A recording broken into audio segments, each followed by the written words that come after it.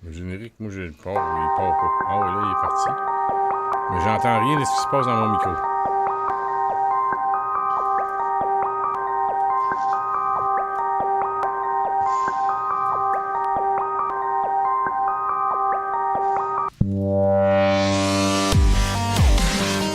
Voici le Journal du Soir.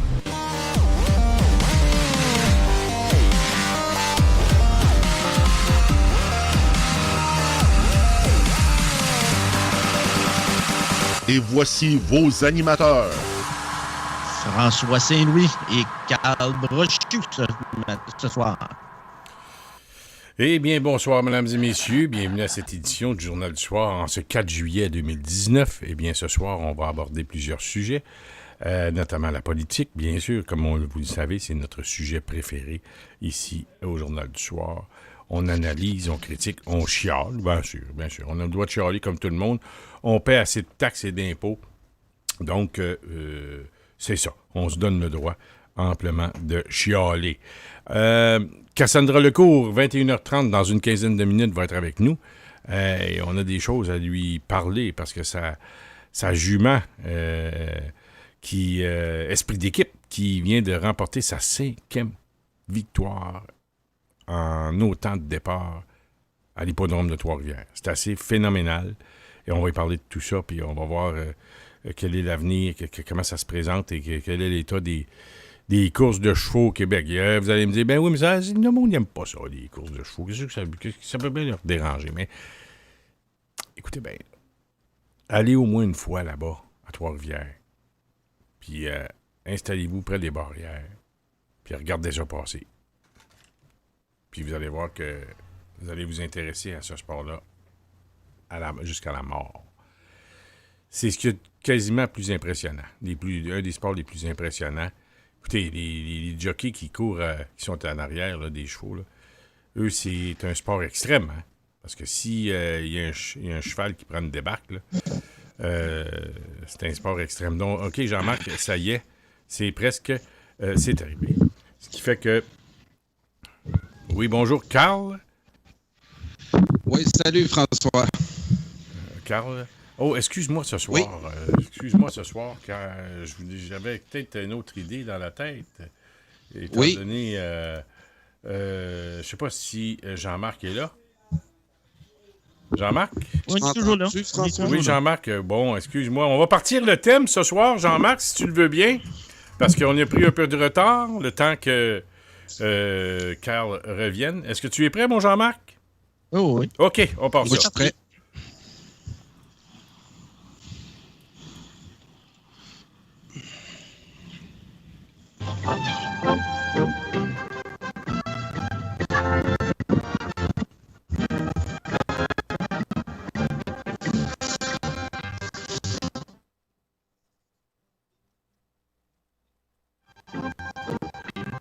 Présentation de...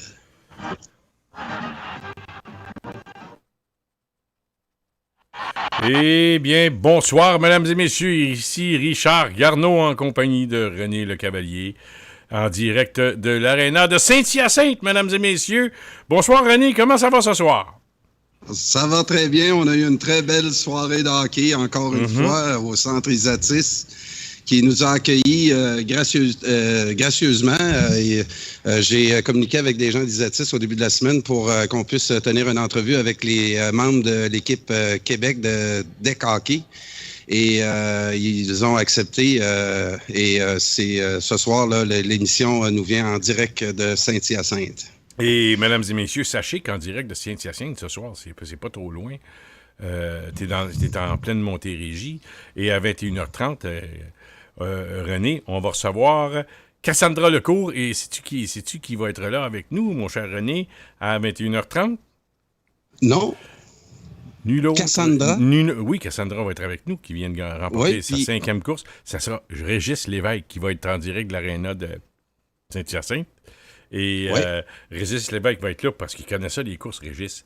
Donc, Régis Lévesque, on est, puis, mesdames et messieurs, en compagnie de René Le Cavalier. Et là, les lumières se tamisent un peu et ça va donner encore une fois Un très beau fond de scène pour notre journal. Ce soir, René, en direct, René Le Cavalier, mesdames et messieurs, en direct de l'aréna de Saint-Hyacinthe. Oui? Sur la passerelle. Sur la passerelle. Exactement, c'est ce que j'ai dit tantôt, parce que c'était préparé d'avance. Tu ne t'y attendais pas, mais quand j'ai vu le fond de scène ce soir, j'ai demandé à Jean-Marc, il faut que tu mettes pendant que Carl est parti à d'autres choses, et prépare-moi le thème de la soirée du hockey, puis moi, je vais m'appeler Richard Garneau, puis je vais l'appeler René Le Cavalier, il sait pas tout ce qui arrive. Tu sais, Jean-Marc. De ton côté, t'entendais-tu le thème de la Ligue nationale? Ça coupait-tu dans ton son chez vous? Non, moi, ça n'a pas coupé. Ah, moi, ça a coupé. Je ne sais pas si les auditeurs, ça a coupé, là, mais... Moi, ça coupait, c'était séquentiel. Okay. Non, j'avais du son moins, là, tantôt, j'avais pas de son, mais là, j'ai eu un peu de son. Donc, comment ça va ce soir, mon Carl? Écoute, ça va très bien. Les jeudis, comme on le sait, c'est la remise du prix Steinbeu à la fin de l'émission. Et bien sûr, il y a plein de sujets là, dans l'actualité là, qui ont dû te titiller. Alors, je vais t'écouter, puis je vais réagir. Mais pour en revenir à l'émission de tantôt, François, j'ai rencontré des membres, et entre autres l'entraîneur-chef Jonathan Bertrand. Je l'ai comparé à un moment donné dans l'entrevue à Patrick Roy. Si on connaît l'histoire là, de comment il a monté cette équipe-là 2 à 3 semaines avant le tournoi, suite à l'annulation d'une équipe qui était supposée de venir au tournoi international, on a invité à la dernière minute Jonathan Bertrand à faire une équipe pour Équipe Québec. Et il a dû aussi virer 8 joueurs là, qu'on lui avait proposés pour monter l'équipe à 3 semaines de l'événement. Puis lui connaissait d'autres joueurs qui, à ses yeux, là, pouvaient mieux représenter le Québec et a dû faire la tâche. Puis par la suite, là, le reste lui a donné raison. On a juste eu une pratique le lundi avant. C'est ce qu'il expliquait pendant l'entrevue. Puis il a été nous gagner ça. J'ai vu dans les yeux de cet entraîneur-là un passionné de son sport. Et il n'y a pas un autre endroit dans le monde que ce sport-là suscite la passion autant que le hockey-ball. Toi puis moi, t'as dû sûrement jouer déjà au hockey dans la rue. Puis aujourd'hui, au Québec, on a développé ça en deck hockey. On a structuré ça. Et aux grandes dames de M. Enrico Ciccone, on pourra pas dire là, que le Québec n'est pas de calibre dans cette discipline-là et qu'il ne mérite pas sa place au niveau international. Puis, pour régler aussi une autre question, c'est ça, on disait, ouais, mais le Québec, c'est pas un pays. L'entraîneur m'a parlé par la suite et c'est ça, il y a un petit débat à l'intérieur, à savoir que le Québec, c'est pas un pays, mais on essaie de convaincre les gens qu'on est une nation et qu'il y a au-dessus de 30 nations dans le monde qui sont pas des pays qui participent à des tournois internationaux. Donc, il faut mettre l'accent beaucoup là-dessus. Il faut travailler l'argumentaire. Et ce que je suis venu chercher ici ce soir, c'était un témoignage de gars qui ont vécu quelques jours au nom du Québec une aventure incroyable qu'ils vont se rappeler toute leur vie.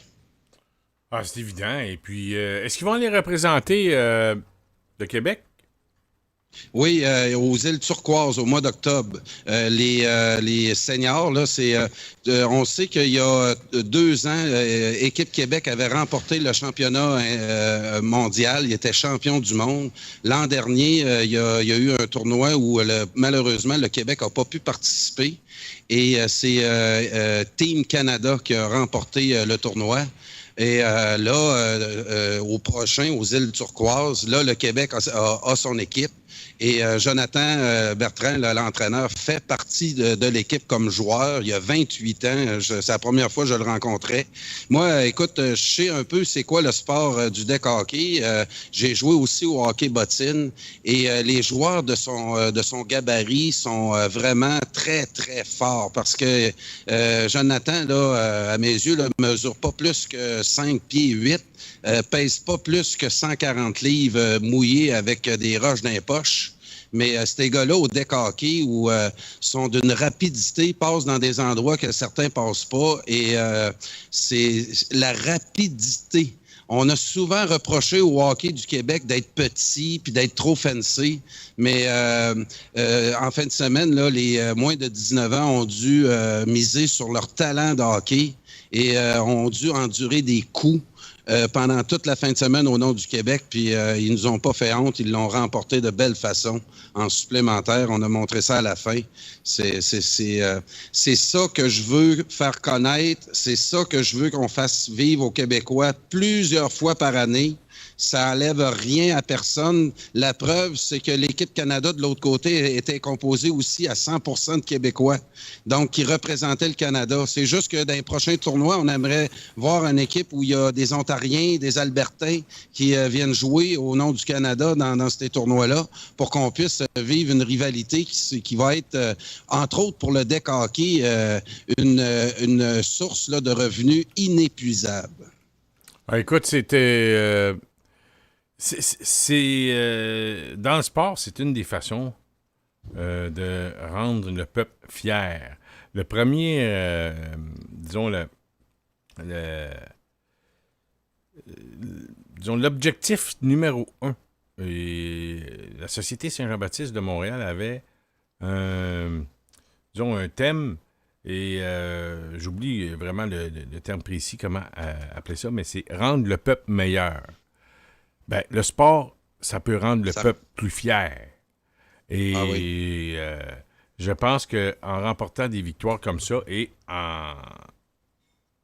je dirais en donnant de la visibilité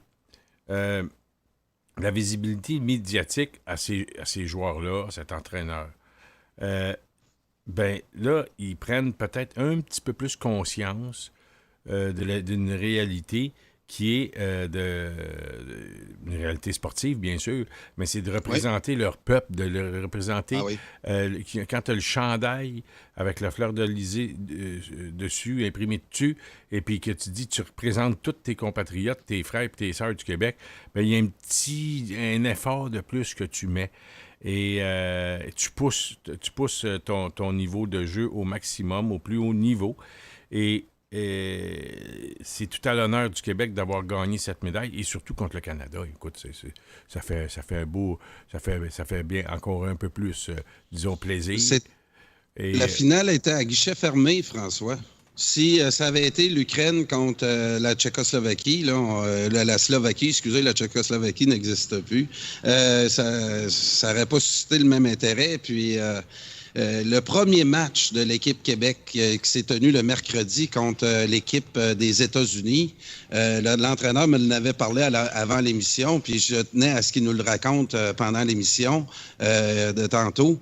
Les Américains, eux autres, étaient certains de gagner, là, puis une petite équipe du Québec qui avait été formée à la dernière minute. Ils s'attendaient surtout pas à une défaite de 14-2. Les États-Unis là venaient pas en touristes ici, là, ils venaient pour créer. Ils venaient compétitionner, là, puis ils se sont fait sortir tout de suite à leur premier match contre une équipe sortie de nulle part, 14-2. Et là, ça a commencé à faire jaser. Et l'autre match qui a retenu l'attention, c'est contre le Canada. Le premier match que l'équipe Québec a joué contre le Canada, que le Québec a remporté 4-2. Donc, en finale, les deux équipes s'étaient affrontées et ça l'a donné tout un match. Jonathan nous en a parlé un peu, puis vous irez voir ce match-là. C'est vraiment au niveau du deck hockey, là, d'un calibre de très haut niveau que le Québec a pu remporter. Et puis c'est ça que tu disais, effectivement, c'est l'opium du peuple. Ça enlève rien à personne, ça rend le sport encore plus attrayant et accessible pour les Québécois. Ce que le sport au Canada, parfois, nous laisse pas tout le temps à la pleine place qu'on mérite. Donc, c'est juste ça que je voulais. Je voulais vraiment qu'on avait l'occasion, là, puis c'est à Radio Infocité qu'on peut brasser ce genre de thème-là. Puis ils étaient contents de venir. Ces trois-là qui sont venus, là, ils sont arrivés 1 heure avant l'émission. Puis, je suis reparti tantôt. Là, on s'est parlé avant que les deux partent. Et ils voient maintenant qu'ils sont suivis par plusieurs personnes. Et qu'il y a plus, ça vient encore une fois là, ça vient les encourager encore à continuer là-dedans. On vient de créer là un groupe là, les 12, 13, en tout cas les 11 ou 12 joueurs là qu'il y avait de l'équipe sont sortis de là-bas. Les familles. Granby a vécu au rythme du Québec pendant cette partie-là à guichet fermé. C'était le gros événement de la fin de semaine à Granby. Il y avait au-dessus de 400 personnes. Ça débordait. Et c'est là que je veux que les hommes d'affaires réalisent qu'il y a un gros potentiel. Je comprends pas que ces gars-là, les petits gars, ont eu à payer une inscription. Les citoyens, on doit se regrouper là-dessus puis financer ce genre d'initiative.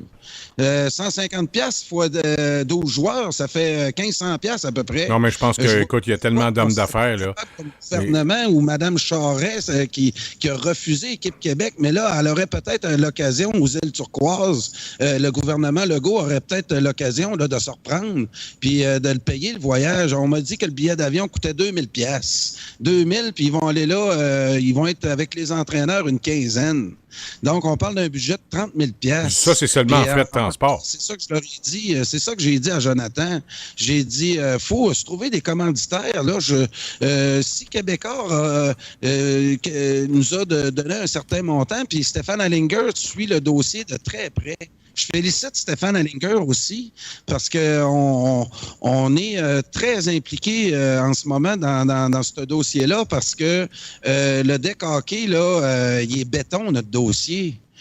Jonathan Bertrand nous a amené une équipe en fin de semaine qui vient remettre encore plus de poids à l'argument. Puis si on gagne aux îles Turquoises, là, ça va devenir permanent. Donc, c'est pour ça aussi que le tournoi des îles Turquoises, c'est 30 000$. Il faut essayer de trouver 30 000$, les amis. Je leur ai parlé d'activités. Ces gars-là... Carl, c'est plus que 30 000$. Carl, est-ce que tu m'entends quand je te parle? Jonathan me dit que l'équipe qui allait se présenter au mois d'octobre là, est décidée. Puis ils sont en train de choisir les entraîneurs. Donc, je vais vous les faire connaître, c'est sûr. On doit encourager ce sport-là, absolument. Carl, est-ce que tu m'entends actuellement? Oui, là, je t'entends, mais c'est parce que moi, quand je parle, j'entends un écho. Ouais, donc, parce que moi, quand tu parles, j'interviens, là, je parle pour rien. Ah, excuse, je vais te regarder plus dans l'écran. Fait que quand tu vas intervenir, je vais me la faire. OK. Non, mais en tout cas, tantôt, j'essayais d'intervenir, puis tu m'écoutes pas. D'après moi, je suis pas assez intéressant. Il veut rien savoir de moi. Non, mais je vais dire, je vais le laisser aller, c'est sûr, je te dis. Il veut pas rien savoir de moi à soir. Il s'en vient, disons, précieux, tu sais. Il s'en vient précieux. Là, tu vas faire comme j'en ai marre, tu vas regarder de côté, là, tu vas faire encore ton hautain. Là. En tout cas, j'ai hâte de le pogner, celui-là, moi. Bon, je vais l'inviter, c'est sûr. Ça va mettre... je sais que tu aimes ça de pogner, toi, des fois. Fait que je pense que je t'en ai trouvé un là, qui va aller chercher... Non, mais qu'est-ce que je vais faire? Mais dis-y pas, par exemple. Dis-y pas. Moi, il fait trouver les petits oiseaux. Tu sais, moi, me mettre ça, là. Puis quand Gilles Proulx, t'en souviens-tu, quand Gilles Proulx faisait sonner les petits oiseaux, moi, il fait sonner les petits oiseaux. Puis, il y a des nuages, lui. Il pense que la Terre est plate. Imagine-toi. La Terre est plate. Puis... Non, mais il fait des performances radiophoniques avec ça. Le monde, il aime ça. Il a dit qu'il y en a qui croisent extraterrestres, puis ils viennent marcher dans le champ à Saint-Hyacinthe. Il y a des soucoupes en haut du Mont Saint-Hilaire. Ah oui. Oui, ils ont trouvé des soucoupes. N'as-tu déjà vu, toi? Tu restais à Belleuil, toi? N'as-tu déjà vu tes soucoupes? Oui, Richard Glenn a déjà dit ça, que sur le lac du Mont Saint-Hilaire, il y avait un stationnement de soucoupes volantes. Oui, il y a un stationnement. J'ai regardé oui, je restais juste en face. Je le voyais à tous les matins que je me levais. Puis j'ai pas réussi à en voir encore, mais je te le jure, si que j'en vois une, je vous la filme. Filme-la, la soucoupe volante. Filme-moi ça, je veux voir ça en priorité sur radioinfocité.com, mesdames et messieurs. On va une première mondiale, les soucoupes volantes qui volent au-dessus du Mont-Saint-Hilaire.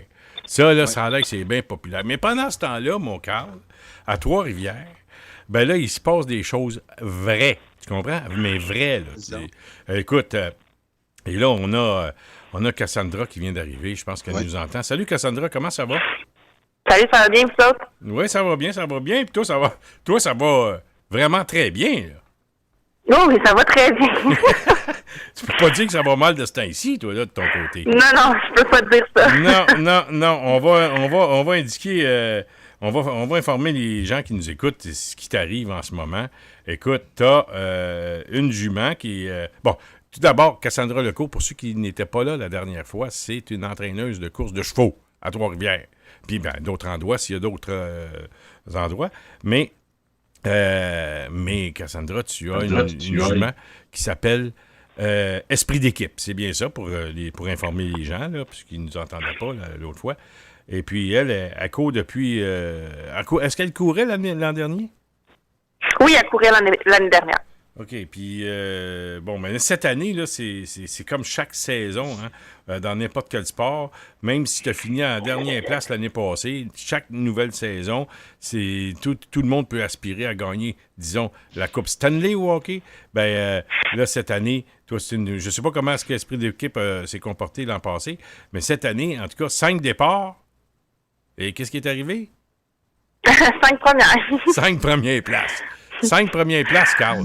C'est quelque chose. Oui, c'est ça. As-tu déjà vu ça, toi, 5 premières places dans ça dépend tout le temps des catégories dans lesquelles le cheval compétitionne. Puis c'est ce que tu as semblé m'expliquer aussi. Puis Cassandra va poursuivre. Je pense que là, on va l'inscrire dans une course un petit peu plus relevée là, la prochaine. Hein? C'est ça?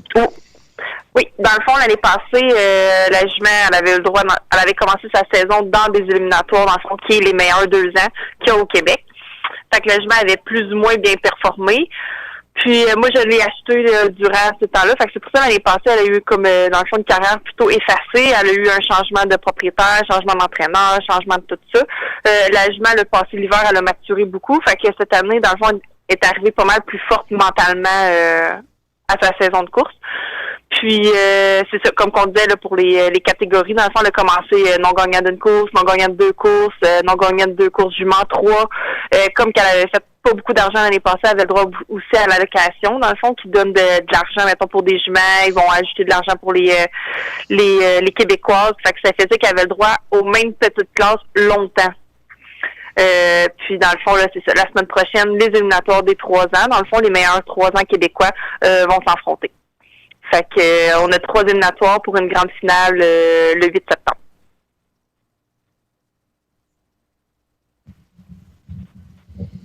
Là, ça veut dire, Cassandra, que ça commence à être du sérieux. Oui, là, il va falloir qu'elle lève son jeu d'un cran un petit peu parce qu'il va falloir qu'elle aille pas mal plus vite que ce qu'elle allait présentement pour affronter, là, dans le fond, là, les autres 3 ans québécois. Là. Mais quand tu dis qu'il faut qu'elle augmente le tempo et qu'elle soit plus rapide, oui. Est-ce qu'en l'espace de 2-3 semaines, tu peux rendre un cheval? Mais des fois, ça va aller avec le déroulement de la course. Oui. Tu sais, on peut pas, dans le fond, là, non plus critiquer ses performances parce qu'elle les a toutes gagnées, mais on n'aurait pas pu aller vite. On aurait pu, mais à quoi ça aurait servi de gagner, mettons, plus vite quand elle gagnait déjà d'avance? Ça aurait été, dans le fond, là, pas de maganer, mais dans le fond, d'épuiser la jument pour rien. On calcule ses pas, comme qu'on dit. Fait que, on prend le nécessaire qu'elle a besoin pour gagner, mais là, il va falloir qu'elle nous donne un plus gros effort puis qu'elle fasse moins d'erreurs. T'sais. Donc, tu es en train de dire que tu n'as pas poussé en Formule 1, pour employer les termes de la Formule 1, disons, tu n'as pas poussé la machine au maximum. Ben, au début, non.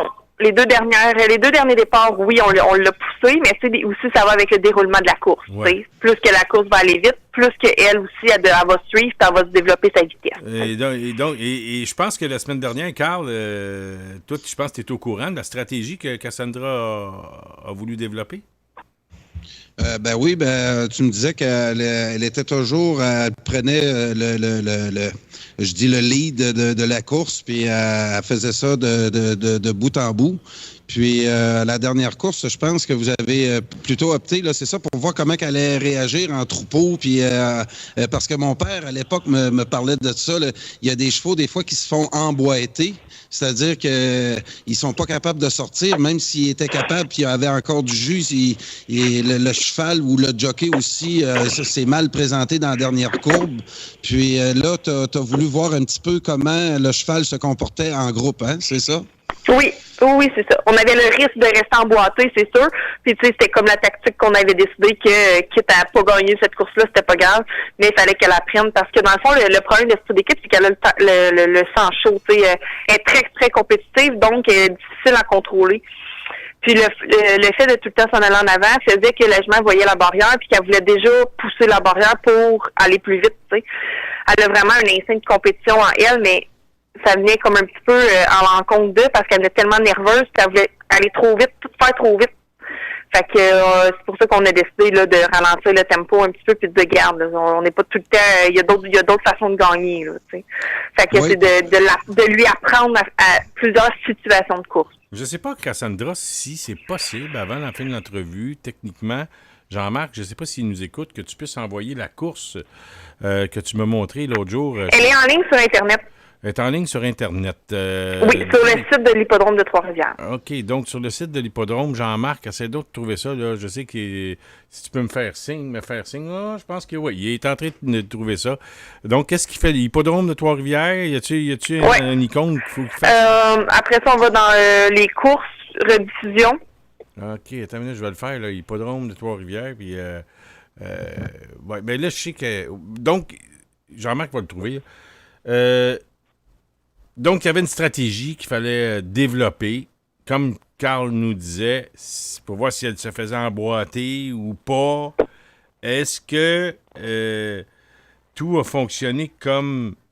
Tu sais, dans les sports, là, on pense là, que c'est seulement un coup de chance, et puis, il est bon ou il est bonne, mais bon.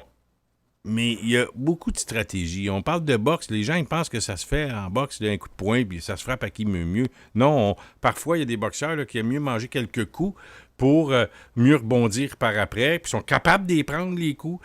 Donc, c'est la même chose dans le domaine des courses de chevaux. C'est-à-dire qu'un cheval est capable de se positionner en milieu de peloton et tout d'un coup ouvrir la machine, puis ça peut être ça en course à pied aux Olympiques, on le voit souvent, il y a des pelotons qui se forment, et puis il y en a un qui sort, puis il sort par la ligne droite, là, puis bing, c'est fait, puis t'es plus jamais capable de les rattraper. C'est la même chose que vous avez essayé un peu, Cassandra, l'autre jour? Mais dans le fond, avec un cheval, peu importe le cheval, que ce soit esprit d'équipe ou un autre de mes chevaux, ce qui est important, c'est de leur apprendre à courser, parce que c'est pas, tu sais, quand on parle de chance, c'est oui, mais en même temps, il faut que les chevaux soient habitués de courser dans différentes situations de course. C'est impossible que pendant une saison complète, le cheval va avoir la même position derrière la barrière, puis qu'il va avoir le même style de course, donc soit s'en aller en avant, soit être en milieu de peloton. Il faut qu'il apprenne à gérer différentes situations. Ça, c'est une partie du cheval. Ensuite, il faut apprendre au cheval à rester enjoué, à aimer courser. Puis aussi, il faut garder le moral. Fait que, dans le fond, tu sais, on apprend à esprit d'équipe, oui, à courser en avant, oui, à courser en milieu de peloton, mais il faut qu'elle garde le moral à dire, t'es capable, tu sais, il faut qu'elle avance sur les autres. Si ça va tout le temps aux courses, elle gagne, mais tout le temps difficile, elle va se tanner d'ici la fin de l'année. Pour ça, quand ça va être le temps d'avoir un cheval de course, ben, elle va être épuisée. Donc, c'est tout ça qu'il faut gérer, dans le fond. Quand tu dis elle va se tanner, Cassandra, qu'est-ce que tu veux dire? Ben, ça devient un petit peu les chevaux qui sont comme rendus maussades, ils sont fatigués, ils deviennent raqués musculairement, les blessures, ils sortent. Fait que, dans le fond, là, les chevaux, ils vont courser, mais ils n'ont plus le cœur à l'ouvrage. Okay. Fait que dépasser un cheval devient difficile. Mm-hmm. OK, donc il faut garder le moral. C'est comme un athlète, ton exemple de boxeur. S'il fait tout le temps de donner 2-3 coups de poing sur le nez, est-ce que la prochaine fois, il va vouloir être vraiment plus combatif ou il va dire, bon, mais frappez-moi encore puis je suis pas bon, tu sais. Ben, c'est un petit peu la même chose avec un cheval. Faut jouer là, avec son psychologique, dire, t'es bon, t'es capable. Puis, fait que c'est de donner des courses faciles, on va jouer avec nos départs, c'est donner des petites courses faciles. OK, là, on va la faire courser pour de vrai, on va la courser. C'est tout à fait plus facile aussi pour un cheval de suivre un autre, puis d'avoir, mettons, comme un bouchon d'énergie. Tandis que quand tu es en avant du peloton, ben il faut que tu gardes la cadence, puis quand tu vois que les autres chevaux viennent t'attaquer, ben il faut que tu donnes un deuxième coup d'effort, tu sais. Des fois, ça peut être plus dur pour certains chevaux courser comme ça que juste de suivre la cadence. Je suis déjà allé à Cassandra au 6 jours de cycliste au centre Paul Sauvé à Montréal. Et dans les courses de bicycle, okay, de cyclistes, parfois, il y a même ce qu'on appelle des gens qui font du surplace. C'est-à-dire, ils veulent pas être en avant. Ils veulent surtout pas être en avant. Parce que tu es toujours obligé. Le cycliste, là, il est toujours obligé de regarder en arrière où sont les autres. OK? Fait que là, quand. Là, il y a une cadence, là, il y a une vitesse que les cyclistes prennent. Et là, l'autre qui est en arrière, ou les autres qui suivent le premier, aussitôt que le premier en avant regarde en arrière, et eux le voient là, qu'ils regardent en arrière. Donc, aussitôt qu'ils se retournent la tête pour regarder en avant, le cycliste qui est en première place, c'est à ce moment-là que les cyclistes poussent la machine. Aussitôt qu'il a tourné la tête, parce que là, en tournant la tête et revenir par en arrière, ils ont déjà pris une avance, eux autres. Là. Puis le premier, il n'est plus capable de les rattraper. Oublie ça. Tu veux surtout pas être premier. Est-ce que c'est un peu la même chose que les jockeys regardent toujours à l'arrière pour voir où sont les autres? Ça dépend tout le temps du cheval que tu as. On peut prendre un cheval comme esprit d'équipe qui va avoir, qui a une rapidité incroyable. T'sais, on va lui demander sa pleine vitesse. En une fraction de seconde, on va l'avoir atteint. Mais on va prendre d'autres styles de chevaux que ça va prendre du temps avant d'atteindre leur pleine rapidité. L'année passée, j'ai gagné la finale avec Hors de Gagner. Puis Hors de Gagner était un cheval que tu peux pas mettre en avant. C'est une jument qui s'encourageait pas. Elle, ce qui l'encourageait, c'était de voir les autres. Fait que si on l'envoyait en avant, ben elle attendait ses compagnons de course, tu sais. Fait que tu voulais pas l'envoyer en avant, cette jument-là. Puis c'était une jument qui accélérait pas rapidement. Elle accélérait de long. Okay. Elle pouvait rester deuxième chemin pendant 2 tours, ça c'était pas grave. Toi, tu le savais, là. C'était long avant d'accélérer. OK. Puis toi, tu savais qu'à un moment donné, quand tu savais le moment où il était rendu à sa pleine vitesse, j'imagine. Oui, c'est ça. OK. Mais des fois, on pensait qu'elle était fatiguée, qu'elle était morte de vitesse, puis elle durait encore longtemps. C'est une jument qui était très difficile, mettons, pour un conducteur à saisir. Parce que tu crois qu'elle est fatiguée, non, elle n'est pas fatiguée. Tu crois que c'est le moment, oh non, c'était pas le moment. C'est sûr que l'idéal, c'est de courser un cheval comme esprit d'équipe. C'est un cheval qui est quand même facile à comprendre. Mais il y en a d'autres que c'est pas la réalité. Il faut jouer un petit peu plus dans le psychologique. OK. Je sais pas si Carl, tu as des questions, mais moi, j'en ai une là, qui me vient à l'esprit. Est-ce que tu connais les chevaux qui vont compétitionner esprit d'équipe dans 2 semaines? C'est bien ça, dans 2 semaines? Oui, ben on a une petite idée de qui va être là parce qu'il était là l'année passée. Ça se peut qu'on ait des nouveaux. On a une petite idée, mais on va le savoir plus là, le mercredi, dans le fond, avant la course. OK, mais si tu as une petite idée, oui. Mettons, il y a 8 chevaux dans une course? 10? Oui. 8? Bon, si tu as une petite idée, tu dois en avoir une petite idée de au moins 3-4. 3-4 qui vont être là, qui vont compétitionner. Est-ce que tu as vérifié leur meilleur temps, ces chevaux-là? Oui, il y en a qui vont beaucoup plus vite qu'eux. OK. Donc, il y en a qui sont à Toronto en ce moment, puis qui ont eu autant qu'il y a un beau début de saison. OK. Puis leur temps à ces chevaux sont plus rapides? Ils sont plus rapides, oui. Mais la piste n'est pas la même. Il y a plusieurs choses qui vont rentrer en ligne de compte. Il y en a aussi qui viennent de qualifier leurs chevaux, qui vont les garder, vont être plus frais, moins fatigués qu'esprit d'équipe quand ça va être le temps de commencer. Et là, Carl, vas-y donc. François, hein? Ouais, c'est pas juste une question de temps. Hein? Faut voir aussi qu'il a coursé le cheval, puis ça, c'est écrit dans le programme. Puis moi, là, la question que j'ai, Cassandra, pour toi, quand tu connais bien la psychologie de ton cheval, puis Esprit d'équipe semble avoir, tu dis, une vitesse instantanée. Puis à la dernière course, effectivement, là, tu dois t'attendre que le calibre va monter. Puis tu veux pas nécessairement qu'elle donne le tempo au début avec des chevaux qui sont peut-être très rapides, mais en la gardant dans le peloton, et si elle est capable de te donner une vitesse instantanée, ben à prendre par surprise. Tu as aussi une stratégie là-dedans, mais j'ai l'impression aussi que le cheval, si tu le mets dans un contexte de course, tu n'as pas ben grand-chose à faire en arrière que tu le laisses aller, hein? Ça dépend. Tu sais, on a toujours moyen d'aider le cheval. Puis c'est de là où il faut que ton cheval soit dans le fond, là, qu'il sache qu'est-ce qu'il fait, puis il faut qu'il soit, comme on peut dire, éduqué à t'écouter. Si le cheval veut juste faire à sa tête, ben souvent ça va nuire et tu vas manquer des courses, puis tu vas perdre des courses à cause de ça. Il faut que le cheval se laisse diriger pour savoir quand c'est le temps quand c'est le temps d'aller vite, quand c'est le temps de relaxer, comme on peut dire dans une course, il y a des moments pour relaxer. Donc, là, tu sembles... il va y avoir 3 courses de 8 chevaux qui ont à peu près les mêmes résultats que ta jument.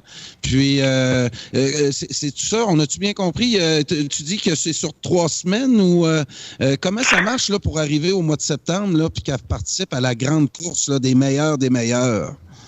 Dans le fond, l'année passée, il y avait 2 courses, dans le fond, de chevaux de 2 ans. Donc, on s'attend à avoir peut-être 2 courses encore de juments de 2 ans. De 3 ans, dans le fond, puisqu'ils vont avoir vieilli d'1 an. Puis, dans le fond, on a 3 éliminatoires qui vont être dans 15 jours. Après ça, ça va être 15 jours plus tard et 3 semaines plus tard. Okay. Puis, dans le fond, c'est dans ces éliminatoires-là qu'il faut que ton cheval se qualifie, amasse des points. Puis, dans le fond, là, les 8 chevaux qui vont avoir le plus de points vont pouvoir participer à la grande finale. OK. Donc, c'est pas nécessairement aussi la victoire, c'est quand même de te classer parmi les premiers là, pour arriver à la grande course prête. C'est ça. L'important, c'est pas, mettons, nécessairement de gagner, mais de faire des points à chaque course. Oui, puis puis dans un calibre plus élevé, t'assurer au moins qu'elle suit, puis de voir le potentiel par la suite le grand jour. Exactement. Et Cassandra, donc, première qualification, c'est dans 2 semaines. Est-ce que tu peux nous donner la date? Samedi prochain. C'est dimanche, dans le fond prochain, pas cette semaine. L'autre, qui est le 14 juillet. Le 14 juillet. À l'hippodrome. Elle est déjà esprit d'équipe qualifiée pour se qualifier. Oui. OK. Donc, si elle n'aurait pas été qualifiée, elle n'aurait pas pu avoir ses 5 victoires. Donc, est-ce que c'est seulement que 8 chevaux qui sont en compétition? Bien, par course, c'est 8 chevaux, mais des fois, il va y avoir, mettons, on appelle ça des divisions, il va y avoir 2 divisions. Fait qu'ils vont faire comme 2 courses, mais qui vont être de la même catégorie. Uh-huh. Mais ils vont en faire 2 pour que ceux qui vont participer puissent le faire. OK. Donc, il doit y avoir plus qu'une vingtaine de chevaux, là. Tout dépend de chaque année, mais oui. En théorie, il devrait avoir peut-être 15. Pour la grande finale du mois de septembre, qui vont en rester 8. Qui vont en avoir 8, oui. Okay. Je sais que tu en as d'autres chevaux de course, Cassandra, qui sont dans les 2 ans. Je pense que tu es en train d'essayer de les tester. C'est bien ça? Qu'est-ce qui arrive avec eux? Dans le fond, on les a qualifiés. Ben, j'ai une trotteuse, dans le fond, de 2 ans, qu'on a qualifiée samedi passé. Comment est-ce qu'elle s'appelle? Elle s'appelle Émotion durable. Ouais, Émotion durable. OK. Oui. On était très satisfaits, dans le fond, là, de sa première compétition. C'est toi qui as choisi le nom? De sa première qualification. C'est toi qui as choisi le nom? Oui, c'est moi qui avais la maman. Mais j'ai son frère qui avait 3 ans. Dans le fond, ça fait émotion forte. Fait que je dis, faut que ça fitte. Fait qu'on a trouvé un nom qui fitait. Et puis, ça me rappelle des souvenirs à François parce que mon père aimait beaucoup gager sur un cheval qui avait un nom original aussi. Bon. Sur une trifecta, souvent, son 3e choix, il le mettait sur... puis c'est ça, des noms qui frappaient son imaginaire. Uh-huh. T'as de très beaux noms, Cassandra. Et là, t'en as... Bon, donc, Émotion durable, elle, c'est une jument, c'est bien ça? Oui. Elle s'est qualifiée, elle. Oui, elle est qualifiée, elle va pouvoir prendre part. Dans le fond, elle aurait pu prendre part là, à une course normale cette semaine, mais je lui ai donné, dans le fond, là, une semaine de congé cette semaine. OK. Donc, elle va courir, en fait... La semaine prochaine à Trois-Rivières. Donc, tu vas avoir 2 chevaux en compétition la semaine prochaine. Je devrais en avoir 3 parce que cette semaine, on va qualifier Jeu de puissance, qui est le frère d'Esprit d'équipe. Jeu de puissance, Carl. Oui. Jeu de puissance. Alors, c'est tous des beaux noms. Jeu de puissance. Et ça, c'est... Puis ça, le jeu de puissance, ça, c'était un mâle, ça? Oui, c'est un mâle opéré. Opéré. Donc, OK. Ça fait que, donc, et Émotion durable va courir la semaine prochaine aussi? Oui, Émotion durable va courir la semaine prochaine aussi. Jeu de puissance? Jeu de puissance, peut-être, je vais voir là, cette semaine, est-ce que je lui donne une semaine de congé avant son éliminatoire, parce que les 2 ans aussi, les éliminatoires commencent. Fait que, est-ce que je vais lui donner une semaine de congé avant son éliminatoire ou je vais le courser? On va voir au courant de la semaine prochaine. Puis, dis-moi donc, Way Over là-dedans, où est-ce qu'il s'en va, lui? Elle s'en va sur un circuit régional. En fin de semaine? Oui, en fin de semaine. Ouais, moi, je pense que je vais aller voir ça. C'est pas trop à loin. Saint-Hugues. Saint-Hugues. C'est pas très loin. Saint-Hugues. C'est pas loin, ça, Carl. C'est pas loin, hein? C'est dans la région de... pas très loin de Saint-Hyacinthe. Saint-Hyacinthe. Ah oui? Carl. Ah, je connais pas Saint-Hugues. Carl, qu'est-ce que t'en dis? À la ferme Drummond. À la ferme Drummond. Ah oui? Samedi, ça, c'est Oui. samedi? Oui, c'est samedi. À quelle heure, tu Ça commence à 1h. 1h, samedi. À la ferme Drummond, à Saint-Hugues. Mais allez voir ça tantôt sur Internet, puis peut-être aller vous voir. Hey, Cassandra, je voulais te demander une question. Je voulais te poser une question. Supposons, là, on a un auditeur ou quelqu'un là, qui arrive, là, puis qui nous entend, qui nous écoute ce soir, puis qui nous écoute la semaine prochaine, parce que si tu le veux bien, jeudi soir prochain, ça va être, disons, la veille des compétitions, des qualifications. Puis ça va être une grosse fin de semaine pour toi. Si tu le veux bien, on se parlera jeudi soir prochain. Mais la fin de semaine prochaine, tu vas être à Trois-Rivières, toi, là. Probablement le vendredi puis le dimanche, j'imagine, les deux jours. Probablement, parce qu'il va y avoir un circuit régional à Trois-Rivières la semaine prochaine. Donc, probablement que mes 2 ans vont courser le samedi. Au circuit régional de Trois-Rivières. Donc, tu serais samedi et dimanche. Et dimanche, okay. Oui. S'il y a un auditeur là, qui nous écoute, puis qui aimerait ça aller te rencontrer puis aller te faire un petit brin de jasette, es-tu disponible? As-tu le temps? Peut-être après la course, mais pas avant. Pas avant. Non, mais avant, on sait que vous êtes dans les préparations puis dans la concentration, donc il faut Oui, c'est ça, faut rester focus. Mais non, exact, faut rester focus, mais après les courses, oui, il n'y a pas de problème. Il n'y a pas de problème. Ce qu'ils font, ils font quoi, les gens? Là? Parce que là, ils sont dans les estrades, ils sont au restaurant. Est-ce qu'on pourrait arranger quelque chose comme quoi on peut se donner rendez-vous et te rencontrer? Oui, on peut se donner rendez-vous puis je vais aller vous rencontrer. Ah, ben, tu fais hein, Carl? Oui. Bon. Ah oui. Donc, c'est un honneur. Puis en plus de ça, c'est de rendre le sport accessible à monsieur et madame tout le monde. C'est surtout ça, oui. Puis je pense qu'en rencontrant les propriétaires, les jockeys, les entraîneurs, même, tu sais, dans le monde des chevaux, ben c'est des équipes multidisciplinaires. Je pense que tu as même des psychologues, si je ne m'abuse. Est-ce que non, c'est bien ça? Tu as des psychologues au niveau animal? Non, ben le psychologue, c'est plus toi, l'entraîneur, qui doit, dans le fond, travailler ça, qui doit comprendre dans le fond, le psychique de ton cheval. Mais j'ai beaucoup dans le fond, des thérapeutes, des kinés thérapeutiques, des thérapeutes sportifs qui vont être autour de mes chevaux. Ça l'a bloqué. Oui. Thérapeute sportif et oui.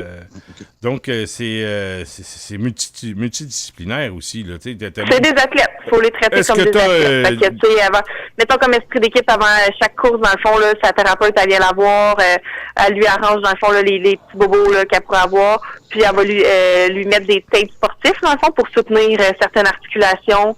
On va lui passer un aimant magnétique dessus elle pour réactiver sa circulation de sang. Puis c'est ça qu'on fait pour la course. Est-ce qu'il y a des massages aussi qui Oui, c'est ça, en plein ça. OK, donc des massages pour les muscles, pour le massage musculaire, j'imagine. Oui. Là. Et puis, il Oui. faut vraiment connaître l'anatomie. Puis, tu sais, pas peser trop fort ses muscles pour le coincer pour une course. Là. Non, puis comment le défaire et tout ça. Puis des fois, là, on voit mettons, Émotion Durable avait des comportements bizarres dans son box, mais si on faisait, c'est elle, tu sais, c'est correct. Puis quand ma thérapeute, elle a passé dessus, elle a dit, oh boy, elle a réaligné beaucoup de choses dans la jument, puis qui maintenant, elle ne fait plus du tout ces choses. Fait que dans le fond, c'est le mal qui créait, dans le fond, un mauvais comportement. Donne-moi donc juste un exemple. C'est une jument qui se frottait beaucoup sur les murs après l'entraînement. Mm-hmm. Puis, dans le fond, là, ma thérapeute, elle avait beaucoup de mal au niveau de la tête, au niveau du cervical. Puis, elle a travaillé beaucoup là-dessus. Puis, elle m'a dit, cette jument-là a l'air d'avoir mal à la tête. Fait que là, moi, j'ai fait, un cheval peut avoir mal à la tête. Fait qu'elle dit, ben oui. Puis, depuis ce temps-là, la jument se frotte plus sur les murs. Mais qu'est-ce que tu as fait? Ben, c'est elle qui l'a massé, puis qui a fait un traitement. Ah, oui. Puis, depuis ce temps-là... Oui, on l'a tapé, ça n'a pas été du jour au lendemain. On a travaillé sur son cervical durant une couple de jours, puis ça l'a aidé. Elle se frotte plus du tout sur les côtés du tout sur les murs, non. Non? Non. Puis une sieste, elle se frottait beaucoup sur sa mangeoire. Sur une sieste, bon, OK, tu sais. Puis finalement, ben, elle avait comme un gros muscle d'ankylosé, puis elle a massé, dans le fond, elle a comme enlevé le point de pression, puis ça s'est passé. Ah, ouais. Donc, c'est des athlètes de haut niveau, une compétition, disons, puis c'est une compétition très relevée, mais faut bien comprendre, Cassandra, que c'est un sport extrême aussi pour les jockeys. Oui. Justement, Esprit d'équipe, il y a une couple de semaines, elle était justement en avant, dans le fond. Elle avait la première position, elle s'en allait en avant, puis elle a vu les ombrages qu'il y avait par terre. Elle a coursé l'année passée, toute l'année cette année, mais cette journée-là, elle a décidé qu'elle regardait les ombrages par terre, puis elle les sautait. Fait que ça aurait pu être très, très dangereux, parce qu'elle aurait pu tomber par terre ou s'enfarger ou quoi que ce soit. Fait que, pauvre petit conducteur qui était assis en arrière d'elle, c'était pas du tout joyeux, là. Mm-hmm. Et évidemment, pour les chevaux, ben, il y a un régime alimentaire très sévère, j'imagine. Oui, on calcule tout. Ça, tout est calculé, j'imagine? Oui. Quand tu leur donnes, mettons, du foin, tu le pèses pas, le foin, toujours bien, là? Non, je le pèse pas. J'y vois à peu près au poids dans mes mains, mais c'est ça. Puis, est-ce que le transport affecte? Non? Oui. Certains chevaux, beaucoup. Oui. Ah, ouais? Le transport peut affecter. Donc, est-ce qu'il faut il peut être nerveux pendant le transport, se rendre à l'hippodrome, disons? Oui. Et donc, quand vous savez qu'un des chevaux qui est en compétition cette journée-là est nerveux au niveau dans le trailer de transport, il faut arriver, j'imagine, d'avance pour le relaxer. Je sais pas. Soit ça, ou on va essayer de trouver des outils qui vont nous aider pour les calmer. Dont Esprit d'équipe, encore, c'est une jument qui est très, très anxieuse. Puis on a trouvé, dans le fond, là, d'une compagnie de l'Australie, un masque à compression. Mm-hmm. Puis quand elle a ça dans sa tête, elle est beaucoup plus calme.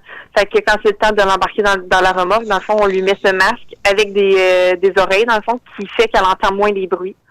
Mm-hmm. Puis avec ça, elle est beaucoup plus calme. Ah, c'est bon. Écoute, Cassandra, j'aimerais en terminant te faire une proposition parce que Carl a instauré depuis 1 mois et demi ici à l'émission et on donne le résultat tous les jeudis soirs. Ça s'appelle le prix Steinböck.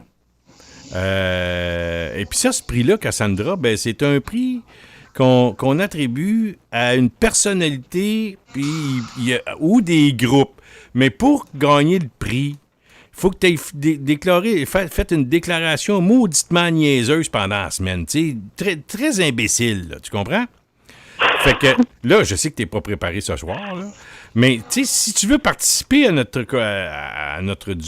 prix, à toutes les semaines, on remet le prix, eh bien, tu nous fais une proposition les jeudis après ton entrevue. Puis on reçoit d'autres propositions, comme Hugo Girard, hier soir, il a fait sa proposition. Lui, c'était les francophones hors Québec qui viennent donner leur appui aux Anglais de Montréal parce que tu es obligé de fermer des écoles pour mettre parce qu'il n'y a plus personne dans les écoles anglaises à Montréal. Puis là, il y a des immigrants qui arrivent, il faut qu'il y ait école française, puis ils n'ont plus de place. Fait le ministre Robert, j'ai pris les 2 écoles anglaises, il les ferme, puis il les donne aux francophones. Puis les franco-ontariens, eux autres, ils viennent appuyer les Anglais, on ne peut rien comprendre. Mais ça peut être d'autres choses, tu comprends? Mais il faut que ça soit mauditement niaiseux pour qu'ils gagnent. Fait que nous autres, on prend une déclaration niaiseuse de quelqu'un, puis on lui fait gagner un prix. Puis parfois, on peut y envoyer des cadeaux. Comme la semaine passée, ben là, il y a des cadeaux. On donne des cadeaux des fois, tu comprends? La semaine passée, on a donné des bas, des chaussettes à l'effigie de Donald Trump. C'est Hugo Girard qui trouve les prix. Là, il y en a un autre. Je sais pas c'est quoi, l'autre. Il pourra peut-être me le dire. C'était du papier de toilette à l'effigie de Mme Clinton. Hillary Clinton. Mais tu sais, on pourrait en faire d'autres. Tu sais, c'est des prix cocasses comme ça, mais on se moque un peu. On se moque. Puis c'est ça. Oui, François, ce que je veux expliquer à Cassandra, c'est que elle peut avoir une citation de quelqu'un de près de chez elle que personne a entendu parler le jeudi. Puis tu peux le donner à cette personne-là, Cassandra. Donc, ça peut être dans le monde des chevaux, ça peut être dans ta ville, ton maire ou ta mairesse. Donc, parce qu'il y a environ 3 semaines, on a Charles-Philippe Gervais qui a donné un prix à l'épicier Provigo dans le coin de Ville-Saint-Laurent et qui avait souhaité à la fête des Patriotes bonne fête de la Reine. La Reine dans le tête, tu comprends? Fait qu'on lui a donné le prix cette semaine-là. C'est cette semaine-là. Donc, toi aussi, de ton côté, des fois, tu peux nous surprendre.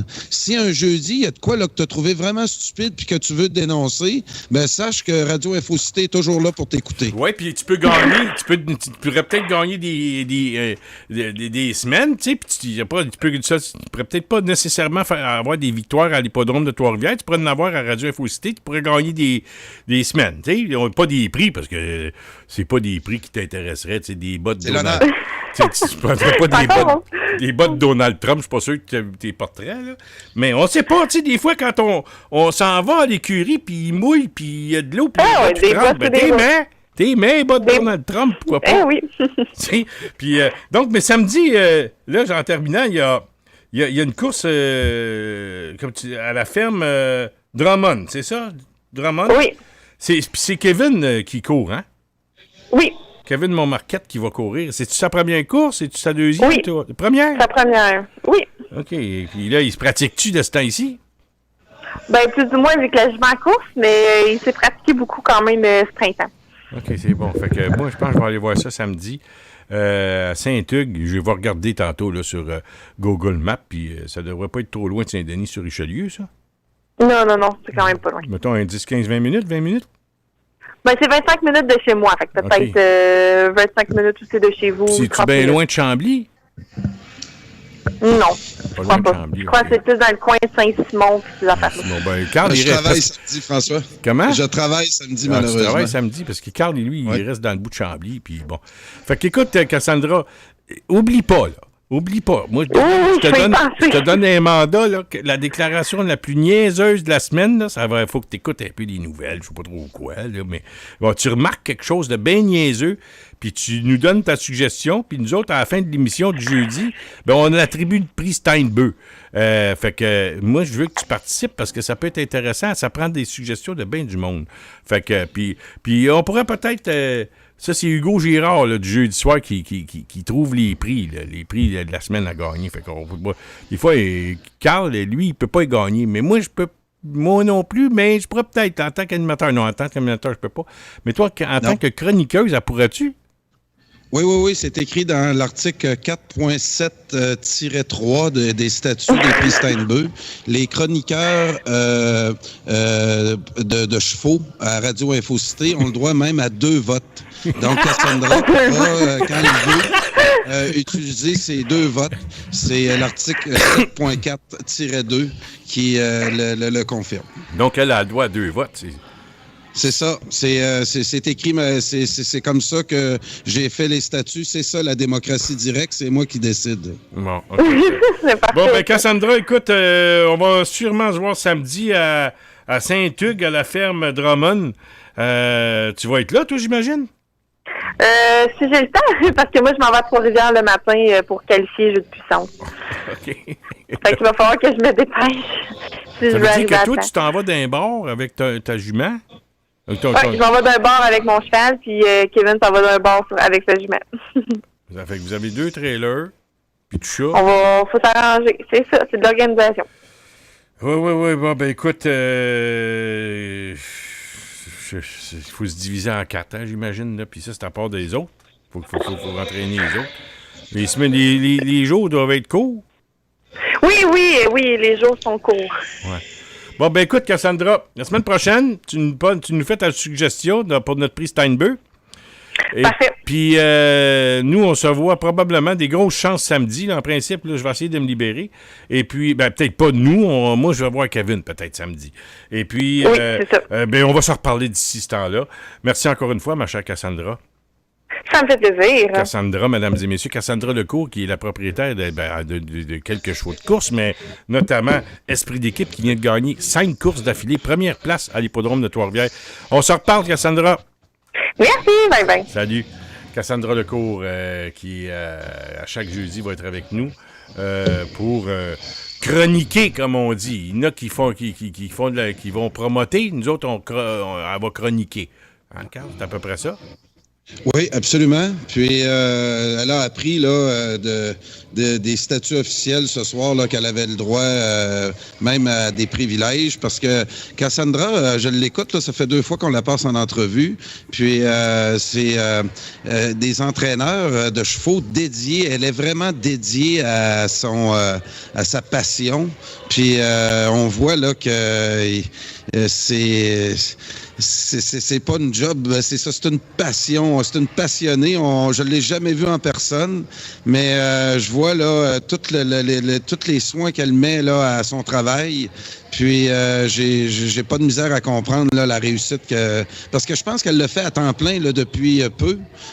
Puis elle se dédie à sa passion, puis ça paraît. Puis non, mais t'as vu sa photo, hein? T'as vu sa photo quand elle faisait du ballet? Ah ouais, il va au toast. Il va au toast, c'est pas à peu près. Là, elle est dans les chevaux de course, mais elle est capable d'être très... elle est multidisciplinaire, elle est capable de courir le baril. Si vous allez voir Cassandra Lecourt, L-E-C-O-U-R-T, sur YouTube, probablement, vous allez trouver ça. Allez pour voir. Si vous voulez voir Esprit d'équipe, allez sur le site de l'hippodrome de Trois-Rivières. Je ne sais pas c'est quelle course, là, j'ai oublié d'y demander tantôt. Mais vous allez voir que Esprit d'équipe... tu des beaux noms, hein?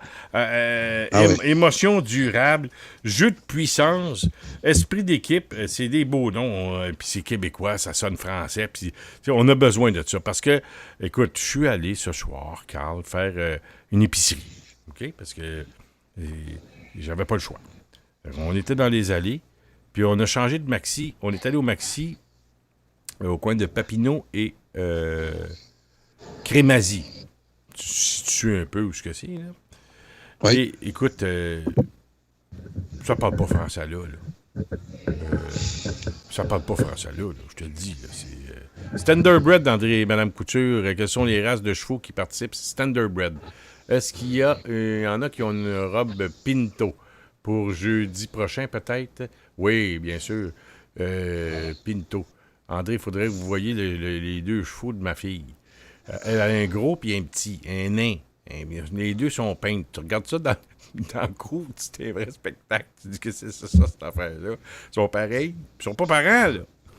En tout cas, Carl, j'ai hâte que tu vois ça. Juste à voir ça, c'était un spectacle. Mais je peux vous dire une chose. OK, il y a les courses, mais les courses, mais ça reste que c'est toujours des chevaux. Hein. J'ai amené ma belle-mère qui trippe pas trop sur les animaux. Et puis là, elle ne savait pas, la semaine dernière, que ma fille avait été chercher son gros cheval, sa grosse jument. Elle avait juste vu le petit nain, elle. Fait que je dis à ma conjointe, je dis, elle sais-tu que la grosse est arrivée? Elle dit non, j'ai fait une surprise. Ah, je dis OK. Fait que là, on arrive, puis là, on arrive à Saint-Denis, puis elle sait pas, elle. Fait qu'on l'amène dehors. Viens voir, j'ai quelque chose. Ma femme, elle dit, viens voir, j'ai quelque chose à te montrer dehors. Là, elle la voit-tu pas? Puis elle avait un fly mask, tu sais, un moustiquaire sur la tête, là, parce qu'il y a beaucoup de mouches. Fait que là, elle l'a vu. Tu sais, c'était une peinte, là, tu sais, comme une vache. Ah oui. C'est comme une vache. Ouais. Puis elle est belle en maudit. Elle a comme une croix dans le visage. Un visage brun, mais une croix blanche dans le visage. Oui, c'est elle, c'est la jument qu'on te voit, là. Oui, c'est ça, c'est ça. Sur mon Facebook, là, vous allez sur mon Facebook, vous allez avoir. Et puis, là, à un moment... Puis là, elle avait le gros sourire. Ce qu'on voit jamais de ma belle-mère par rapport aux animaux. Puis là, j'ai enlevé le fly mask. Puis là, il a vu le visage. Là, elle est allée s'asseoir. Puis elle a dit à ma femme, elle dit, on dirait une championne. Ah ouais. Non, mais tu vois comment c'est impressionnant, puis la relation entre un cheval, puis c'est pas comme un chien, là. Tu sais, un chien, bon, c'est correct, là, tu sais, on aime bien les animaux, un chat, mais quand tu arrives avec un cheval, c'est comme si tu étais impuissant devant ça. Nous autres, les êtres humains. L'amour des chevaux vient de mon père qui, lui, me racontait à l'époque, là, la famille Brochu à Saint-Henri-de-Lévis était une, selon certains qu'on m'a dit, à avoir les premiers les premières autos à essence. Mais mon père a connu aussi beaucoup les chevaux. Puis il me racontait que quand son père achetait un cheval à quelque part dans un autre village, que sa journée, c'était à mon père de partir à pied, faire 2-3 villages, puis de trouver la place là où son père avait acheté le cheval, d'aller le chercher, puis de le ramener à la maison. La famille, on était des commerçants de toutes sortes, et c'est ça, ça a été le quotidien. Puis mon père, donc, a dû apprendre mets-toi là, dans une journée de travail, j'ai jamais fait ça de ma vie, moi, marcher 3-4 villages, puis d'aller chercher un cheval que tu connais pas, que tu ramènes avec toi. Il a dû avoir un lien avec les chevaux, mon père, à cette époque-là, là, que malheureusement, il peut plus en témoigner, mais puis il m'a fait découvrir ça. Imagine-toi, Carl, 3-4 villages, OK, disons. 8 kilomètres entre chaque village. Ouais. C'est pas trop, ça, là. J'exagère pas trop. Mettons un 7, 8, 10 kilomètres, là. Ça veut dire qu'il faut marcher 30, 25 kilomètres, au moins. Fait que tu pars le matin à 6h, 5h30, puis t'arrives...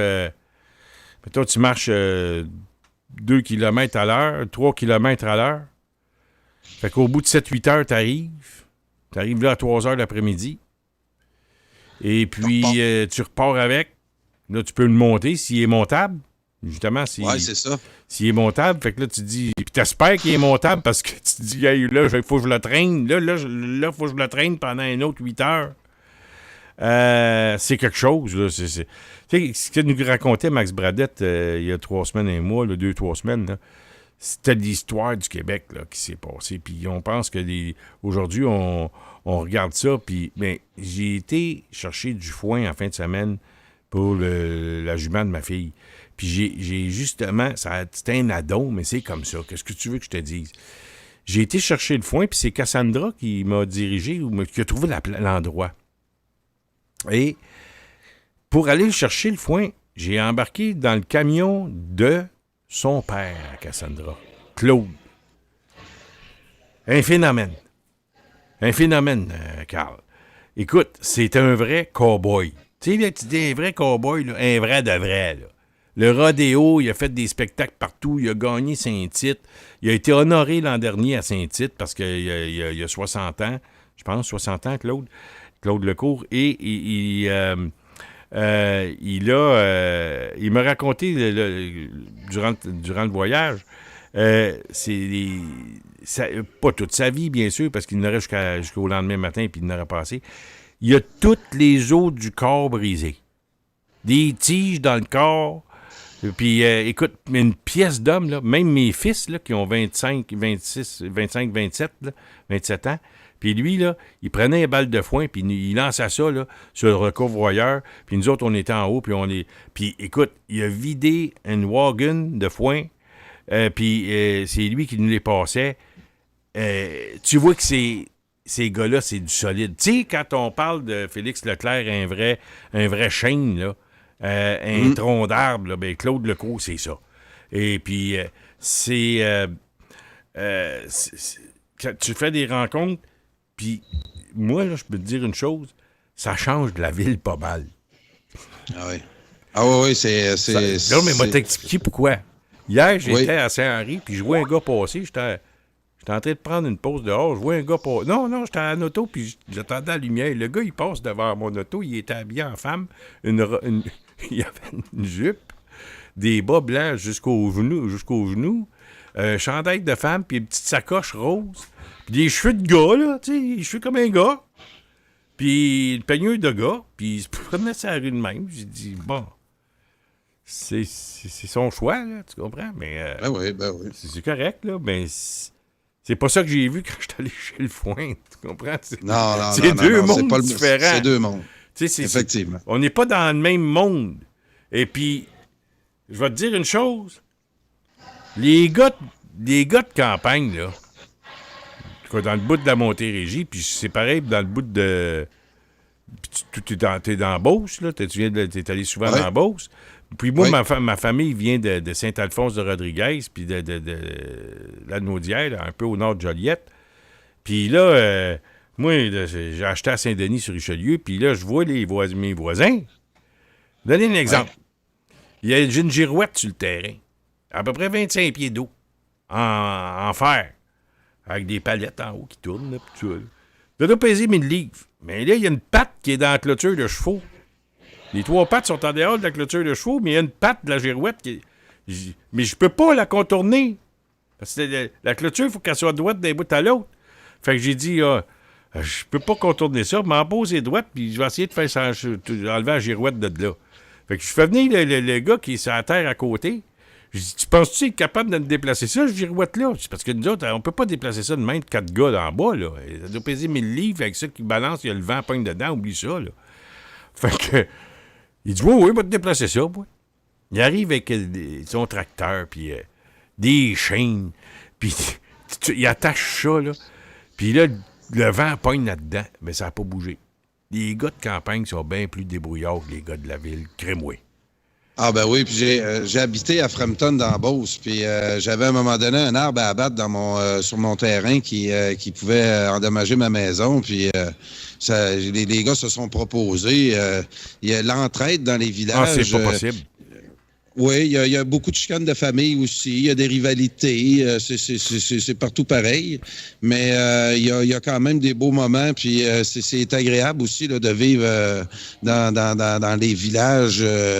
C'est une toute autre vie. Moi, je pense que tu vas découvrir ça beaucoup dans les prochaines années. Puis je pense pas que tu vas t'ennuyer beaucoup de Montréal. Oh, non, je m'ennuierai pas de Montréal. Tantôt, j'étais chez Maxi. Puis je pense, là, puis il y avait du bon, là. Je pense qu'il y avait... J'ai rencontré, là, pendant l'épicerie, en faisant l'épicerie, 3-4 paniers, là, puis du monde qui poussait le panier. Là. Des fois, il était 2, un couple, des enfants. Ça. J'ai vu une famille des Canadiens français, des Québécois. Le reste, là, t'es dans le... T'es dans le... Qu'est-ce qu'on dit ça, là? T'es les pays dans du un monde. souk. Hein? Non. Dans des souks. Non, mais c'était dans... En tout cas, tous les pays rassemblés. J'étais un peu fatigué. J'oublie le terme, là, mais t'étais t'avais tout de la diversité, là, toute la planète était là. Oh, ça a envie de bloquer en ce moment. Oui, ça a bloqué un petit peu tantôt. Là. Donc, écoute, Carl. Ah oui, puis on va revenir, parce que là, il est 22h21, le temps file. Oui. On va parler du prix Steinbury. Est-ce que Charles-Philippe vient ce soir? Oui, il m'a dit qu'il embarquait sur Skype. Je vais le texter là, pour être sûr. Là, Cosmopolite, excuse-moi. Cosmopolite. Merci, André Couture. Oui, c'est ça, voilà. André Couture qui est à ma rescousse ce soir. Merci, André. Si vous voulez le faire plus souvent, André, vous êtes la bienvenue. Et donc, on va faire une pause. Oui. Une pause, Carl. On va revenir. Oui. Moi, j'ai appuyé Hugo hier quant à sa suggestion des francophones hors Québec. Jusqu'à maintenant, je vais maintenir mon choix. Je maintiens mon choix. Le choix, j'appuie Hugo. Parce que là, à un moment donné, il va peut-être falloir se mettre à deux pour battre Cassandra, parce que là, tu viens de lui attribuer 2 votes, ça va pas bien notre affaire. Fait que, non, c'est sûr. À moins qu'elle nous appuie. Moi, c'est des statuts. Fait que, mais si elle nous appuie, Carl, là, dis une affaire, celui qu'elle appuie, là, Cassandra, c'est qu'elle vient de donner la victoire à celui qui appuie. Ah oui, absolument. Mais le deuxième vote est toujours conditionnel à la victoire de la fin de semaine d'avant. Si son cheval ne gagne pas, elle n'a pas le droit à son deuxième vote. Okay. Et là, c'est pour ça que je te dis, là, ça fait 5 semaines de suite qu'elle gagne. Ouais. Donc, qu'elle a 2 votes. Ben oui, mais normalement, c'est ça, mais elle ne l'a pas demandé, ses votes. Malheureusement, elle n'était pas au courant de mon règlement. Oui, c'est ça. Mais là... Donc là, elle sait, là. Donc, on va suivre ses résultats, toujours. Okay. Puis je déterminerai si elle a le droit à son deuxième, parce que tout est dans l'interprétation. Puis si on lit les statuts, c'est bien écrit dans l'article 1,1-1. Le pouvoir d'interprétation appartient seulement à celui qui a fait les statuts, c'est-à-dire moi-même. Oui, c'est ça. Puis tu appliques et Tout est dans l'interprétation. Tu appliques et interprètes les règlements. Effectivement. Tu as beaucoup d'expérience, François. Je vois que je parle à une personne, un vieux routier. Non, mais l'important, c'est que tu appliques et interprètes les règlements. C'est capital. Ah oui. Moi, je vais te dire, François, là, l'interprétation, puis on vire ça un peu à joke, mais il y a un petit fond de vérité là-dedans. Certainement. Gilles Proulx disait, c'est quoi la différence entre la démocratie et l'anarchie, je pense. Il disait, il n'y a pas de différence, les deux, c'est la même affaire. L'anarchie, c'est gueule tant que tu voudras, mon calice de toi, puis l'autre, c'est... il disait quoi déjà? Il disait, gueule tant que tu voudras, puis l'autre, c'est la démocratie, tu peux bien faire ce que tu veux, mais moi, le faire pareil. François, la société marche toute de même, puis en politique aussi. C'est des groupes qui sont menés par des groupes d'influence.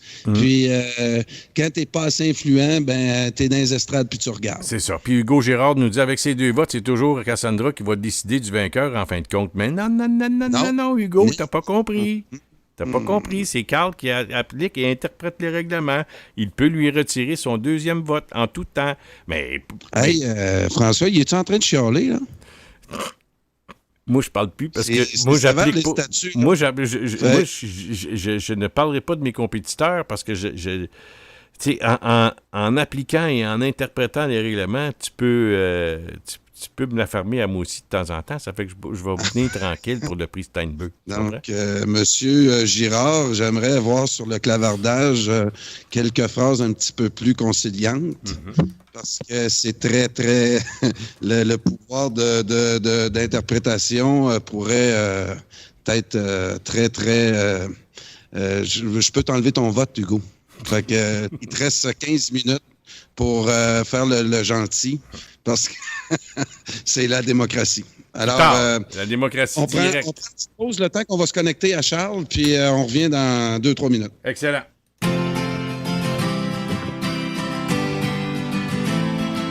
Mesdames et messieurs, ici Félix Aimé Saint-Louis. Vous écoutez radioinfocité.com, votre radio branchée sur l'actualité. J'ai l'honneur de vous dire que ça fait maintenant 3 ans que vous êtes avec nous, et depuis nos débuts, cette radio n'a pas cessé de grandir. Encore mieux, nous avons de grands projets en tête pour le futur. Et par le passé, vous avez toujours été très généreux. C'est pourquoi nous faisons appel à vous pour des contributions volontaires. Venez faire vos dons via notre site Internet, recherchez le logo PayPal, celui-ci est très sécuritaire et sans danger. Bref, n'hésitez pas, il n'y a pas de petits montants. Tous les dons sont appréciés et font avancer la cause souverainiste au Québec. Merci d'avance à tous, nous comptons sur votre générosité.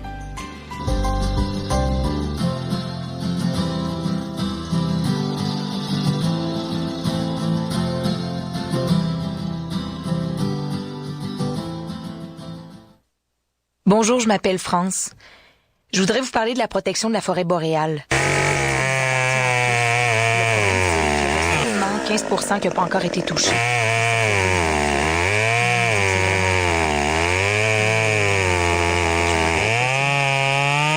Et voilà, ça m'a fait du bien d'en parler. Si vous avez l'impression de ne pas vous faire entendre pendant les élections, visitez greenpeace.ca et demandez un moratoire de coupe en forêt boréale intacte. Si au moins t'étais présent! Ah, t'es fatigante. Non, mais t'as-tu vu son bulletin? Écoeure-moi pas!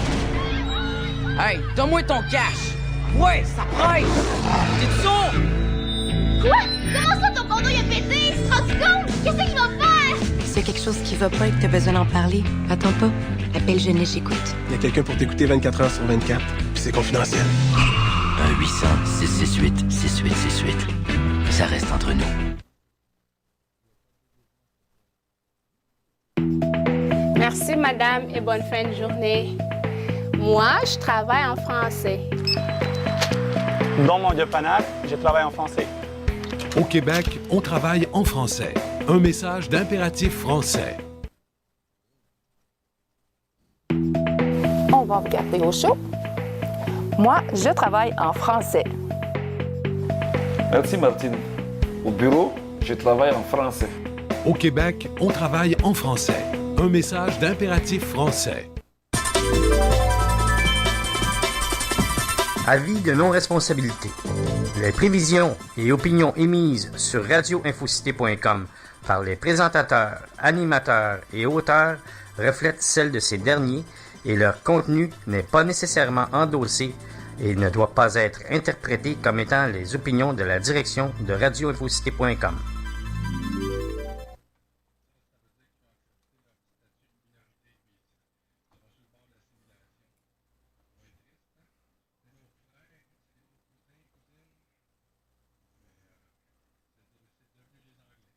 C'est nos frères, c'est nos frères. Salut, Jean-Philippe, comment ça va ce soir? Oui, ça va bien, ça va bien. Là, il y a du nouveau. Il y a une nouvelle joueuse qui vient d'arriver dans le prix Steinberg. C'est Cassandra Lecourt qui court à Trois-Rivières, à l'hippodrome, avec ses chevaux. Puis quand elle gagne, mais Carl a décidé qu'il donnait 2 votes. Fait que là, il va falloir qu'on se force pour être plus rigoureux, puis arriver avec des candidatures de haut niveau, parce que là, on va avoir quelqu'un, puis ses chevaux sont assez performants, merci. Esprit d'équipe, sa jument a gagné a fini en première position les 5 dernières courses à l'hippodrome de Trois-Rivières, le seul circuit là, national au Québec. Fait que on est dans le haut niveau, puis il faut élever notre cran, notre jeu d'un cran. C'est ça qu'il faut, là. Tu comprends?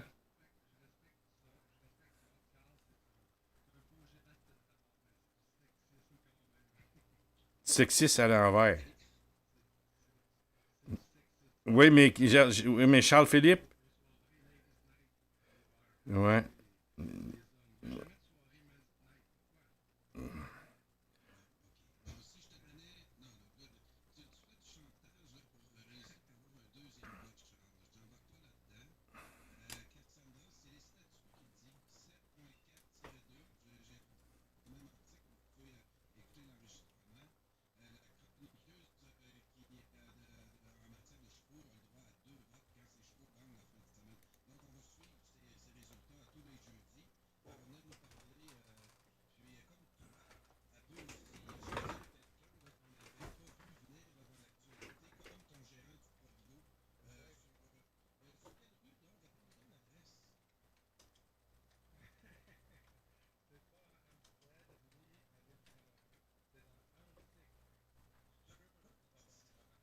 Le son est pas bon.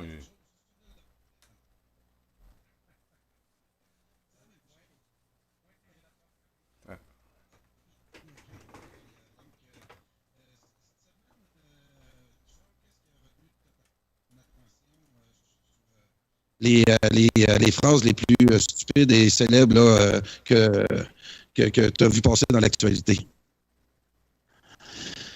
Rien, parce que j'ai pas suivi l'actualité. Ouais, J'étais en déménagement. C'est ça, tu as déménagé. Oui, mais j'en ai profité pour dormir 2 fois chez mon ami qui habite à Parc Extension. OK. C'est où ça, donc? C'est où? C'est le quartier le plus multiethnique à Montréal. C'est entre l'Acadie et... entre l'Acadie et... disons Saint-Laurent, là, disons Saint-Laurent, puis entre, disons, le métropolitain. L'autoroute métropolitaine. Le métropolitain. Puis Jean Talon, là, dans ce coin-là. Là. Beaubien. Un peu plus au sud. Un peu plus au sud. Là. Beaubien. Mais c'est ça, c'est proche du parc Jory. Un peu à l'ouest du parc Jory. Oui, il y a beaucoup de Sikhs qui habitent là. Il y a beaucoup de Grecs. Il y a beaucoup de toutes les origines. Oui, c'est ça. Puis, je pense que quand tu dis le quartier le plus multiethnique de Montréal, tu as probablement raison. Mais tu regardes dans ce coin-là, là, même si tu vas jusqu'à l'ouest, Ville-Saint-Laurent, puis tout ça, c'est multiethnique, mais pas à peu près. Je pense que la plus grosse mosquée est à Ville-Saint-Laurent. Okay. Mais en tout cas, c'est ça. Ce qui fait que pour le prix Steinbeu, Jean-Philippe, faut que tu te tiennes les fesses serrées parce que Carl est vraiment là, maître du jeu. Et puis, il t'a l'air pas trop de dissidence ou de. Comme tantôt, il a averti Hugo Girard, il reste peut-être 10 minutes pour être dans les bonnes grâces de Carl parce que. Mais il y a Claudine Lépine, par contre, qui nous fait un commentaire très judicieux. Il va falloir que Carl note ses règlements. Parce qu'à un moment donné, il va finir par se mêler parce que c'est point 3, tiret point 3, puis tiret 2, alinéa. Il va arriver là. Ouais. Il risque de se mélanger. Alinéa 4, puis tout ça, il va se mélanger, puis à un moment donné, il ne se comprendra même plus dans ses propres règlements. Mais pour le moment, ça va. C'est correct. Vous comprenez? Oui. Vous comprenez pas. C'est ça, la démocratie directe. Ah. C'est vrai que quand tu appliques et tu interprètes les règlements, tu peux changer les règlements. Ben oui! C'est ça, la beauté de la démocratie directe. Tu peux arranger ça selon l'ère du temps. C'est un peu comme ça que nos politiciens font. Puis c'est toujours... Non, c'est vraiment brillant, c'est bien pensé, parce que tu peux t'adapter à n'importe quelle situation. Moi, je trouve que c'est vraiment là la démocratie à son meilleur. Et puis, est-ce que je peux vous demander quelque chose? Je peux vous demander un service? Oui. C'est pas un service, c'est une faveur. Ah ouais, donc? J'aime pas mon nom, moi. Arrêtez de m'appeler Charles-Philippe. Philippe Charles. Non, c'est trop long. Appelez-moi juste Charlie ou Charlie Q pour Québec. Charlie Q. Oui, c'est bon. Moi, je trouve pas ça beau, Charlie Q. Moi, non, j'aime pas. Moi, Charlie Q, je trouve pas. Charlie. J'aime pas ça. On va y aller avec ça. Je trouve pas ça beau. C'est beau, France. Moi, je vais y aller avec Charlie, puis c'est mieux comme ça, Charlie. Oui, mais on peut dire. On va sauver. Charlie. Ouais, on va mais sauver ça paraît un nom de famille pour ça, puis tu gardais le même nom de famille. Non. Charlie Québec. Charlie Québec. Non, ça fait trop. Je trouve que ça fait trop parti pris. Tu comprends? Ouais. Ça fait trop parti pris. Ah non. Parce que c'est dans les statuts de règlement de Carl, puis je sais pas s'il va... Non, j'ai le droit de choisir mon nom. Oh, oui, c'est écrit. Je te le donne. L'interprétation est là. Charlie oui, c'est beau. Mais là, c'est parce que tu pourrais mettre un visage dans ton nom, quand même. Ben là, mon visage, il est là, je le vois. Oui, je le vois pas, moi. Ah oui? Je le vois dans pas, la pastille, là, dans l'icône, il est là, mon visage. OK, je le vois pas, là. Mais c'est pas grave. Ceci étant dit...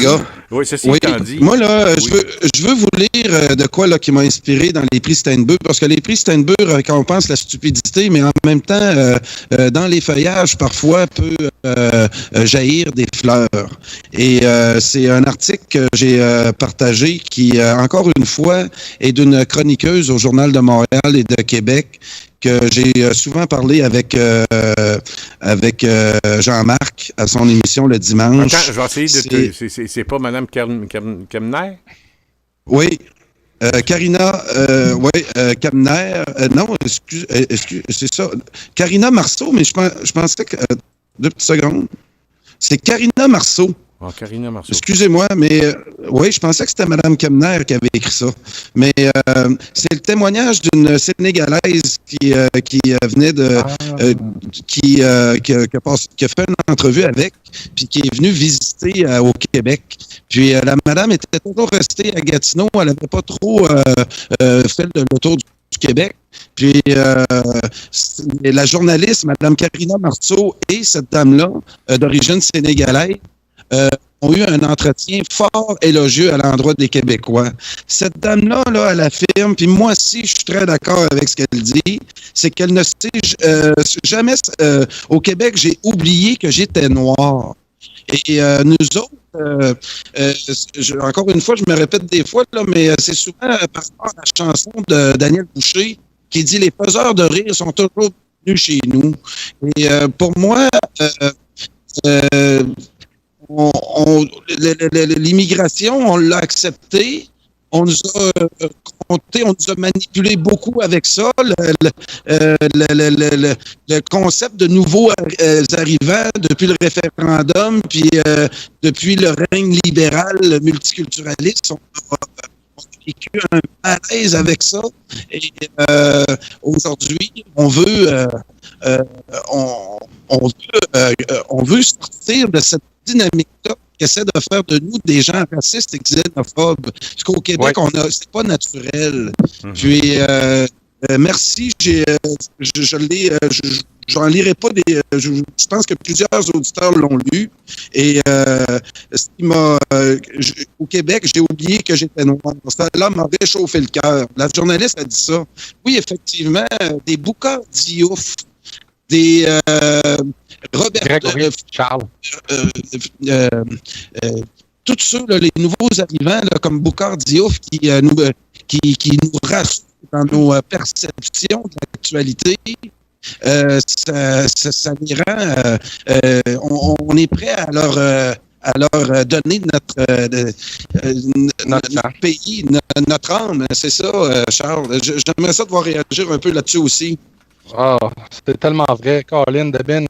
Moi, j'étais dans une discussion sur Facebook avec des Haïtiens et puis je leur ai demandé pourquoi ils célébraient le 1er juillet, la fête du Canada. Puis je me suis fait crier des bêtises. Mais là, j'ai demandé ensuite de ça pourquoi elle se considérait plus canadienne que québécoise, mon amie haïtienne. Alors, elle me disait... La réponse m'intéresse. Ma mère est venue au Canada, et puis en tout cas, c'est le Canada qui l'a accueilli, bon. Mais aujourd'hui, les mots Canada et Canadien, ça veut plus dire la même chose qu'au début, là. Oui. Ça veut plus dire grand-chose. Fait qu'on argumentait là-dessus, puis moi, je leur parlais un peu d'histoire, puis il y en a une autre qui m'a dit « On a déjà tout appris ça à l'école ». Puis moi, je trouvais qu'il ne s'intéressait pas tellement à l'histoire du Québec. C'était très canadien. Là. Mais tantôt, quand même, je peux vous dire une chose qui m'est arrivée tantôt. Je disais que j'étais allé faire l'épicerie chez Maxi dans le coin très multiculturel de Montréal. Il y avait à peu près toutes les nations qui étaient représentées. Et en rentrant, j'ai vu un couple... Je peux pas vous dire de quel pays là, qu'ils viennent. Ils étaient très foncés, cheveux style de l'Inde, là, mais... C'est Sri Lanka. Peut-être Sri Lanka, de ce coin-là, mais je pourrais pas affirmer précisément, mais ça ressemble dans ce coin du monde. Ils parlaient une langue que je comprenais pas. Ils parlaient pas d'anglais, ils parlaient leur langue. C'était un jeune couple, là, peut-être trentaine. Et la fille dit, dans leur langue, Québec. Et l'autre phrase après, québécois. Là, je suis rentré, puis un peu de bonne humeur. Je me dis, bon, ben au moins, ils reconnaissent notre nation. Ils reconnaissent notre peuple. Ils n'ont pas dit Canada, Canadien, ils ont dit Québec, québécois. Fait que c'est déjà ça, là. Je dis, au moins, ils reconnaissent qu'on existe. Ils reconnaissent qu'on existe. Les enfants, les jeunes puis les enfants sont capables. Charles, je connais ta patience. Est-ce que tu vois quand même un potentiel avec le débat que tu as eu avec ces gens d'origine d'Haïti? Oui, parce que, bon, moi, je suis toujours très respectueux. Je leur dis la vérité en pleine face, à prendre ou à laisser. Et puis, j'ai pas été bloqué. Et puis, il y a même un Haïtien que je connais depuis longtemps qui a pris ma défense en disant Charles, c'est pas un trou de cul, je le connais depuis longtemps, c'est un gars qui a de l'allure. Puis, tu sais, vous devriez... un des représentants d'Haïti qui pourrait nous aider beaucoup, c'est le boxeur Jean Pascal. Lui, il allait avec les culottes du Québec, puis il avait déjà dit qu'il allait rendre les Québécois fiers, qu'il allait leur essayer de leur inculquer un peu de fierté. Puis ça, j'ai aimé ça. Et Jean Pascal, il n'y a jamais eu d'entrevue là-dessus sur son nationalisme à lui. J'aimerais bien voir si tout ce qu'il a pu dire, il le pense. Ben, ça serait un bon invité à Radio Infocité, ça. Ça, oui, tu as tout à fait raison. Ça serait intéressant pour, il parlait un peu de sa carrière, mais aussi de sa fierté haïtienne et sa fierté québécoise. Tu peux pas... il n'y a pas de mal. Ben non, bien sûr. Il n'y a pas de mal à être fier d'être haïtien. Les Haïtiens, c'est des gens sympathiques qui s'intègrent bien habituellement à la communauté, à la société québécoise, je veux dire. Oui, puis cette semaine, ils m'ont fait plaisir, les Haïtiens. Ils m'ont fait plaisir. Parce qu'il y a la coupe de soccer américaine. CONCACAF, je pense. Oui. Et ils ont battu le Canada. Ils ont battu le Canada cette semaine et ils ont perdu en demi-finale. Mais ils ont battu le Canada en 8e de finale. Ils ont éliminé le Canada. Là, j'étais très content de nos cousins haïtiens. Parce que c'est un peu de nos cousins. Je veux dire, on dira ce qu'on voudra. Ils n'ont pas la même couleur de peau que nous autres. Mais ils parlent français, puis ils gardent leur culture. C'est correct, c'est bien correct. Le griot, il y a plein de jeunes Québécois qui aiment ça, du griot. Puis c'est bon, je n'ai déjà mangé souvent. Puis moi, j'ai travaillé à CPAM, radio de Jean Naspierre. Puis on a parlé de politique. Puis il y avait bien des fédéralistes là-dedans. Là. Ça, je le conçois. Mais il y avait une couple de souverainistes. Il y avait une couple de souverainistes là-dedans. Puis quand il y avait des souverainistes là-dedans, ils étaient assez argumentés, merci. Bien plus argumentés que bien des souverainistes péquistes. Là. Il y avait des arguments là, plus forts que bien des Québécois de souche. Te dire. Puis, on a eu du plaisir. Moi, j'avais une émission avec Jean Naspierre, noir sur blanc. Lui était fédéraliste, moi souverainiste, tantôt samedi après-midi. Puis, on jasait de politique. Puis, il n'était pas boqué sur rien. Parce que lui, il se dit, le boss de CPAM, Jean Naspierre, il dit, si ça arrivait, on va vivre avec ça. Fait que c'est le même qui voit ça. Ah oui. Puis il dit, lui, il voit ça comme ça, puis il accepte ça. Puis il va vivre avec la souveraineté du Québec, puis il va demander à ses compatriotes parce qu'il y en a beaucoup là, de ses compatriotes qui sont souverainistes, il se dit, c'est comme ça, ça marche, puis on embarque dans le train, puis on vit avec ça. Puis c'est parfait, puis moi j'aime cette attitude-là. L'attitude de l'amitié québéco-haïtienne, comme André Couture aime nous le dire, c'est pas d'hier. Ça fait un bon bout de temps que ça existe.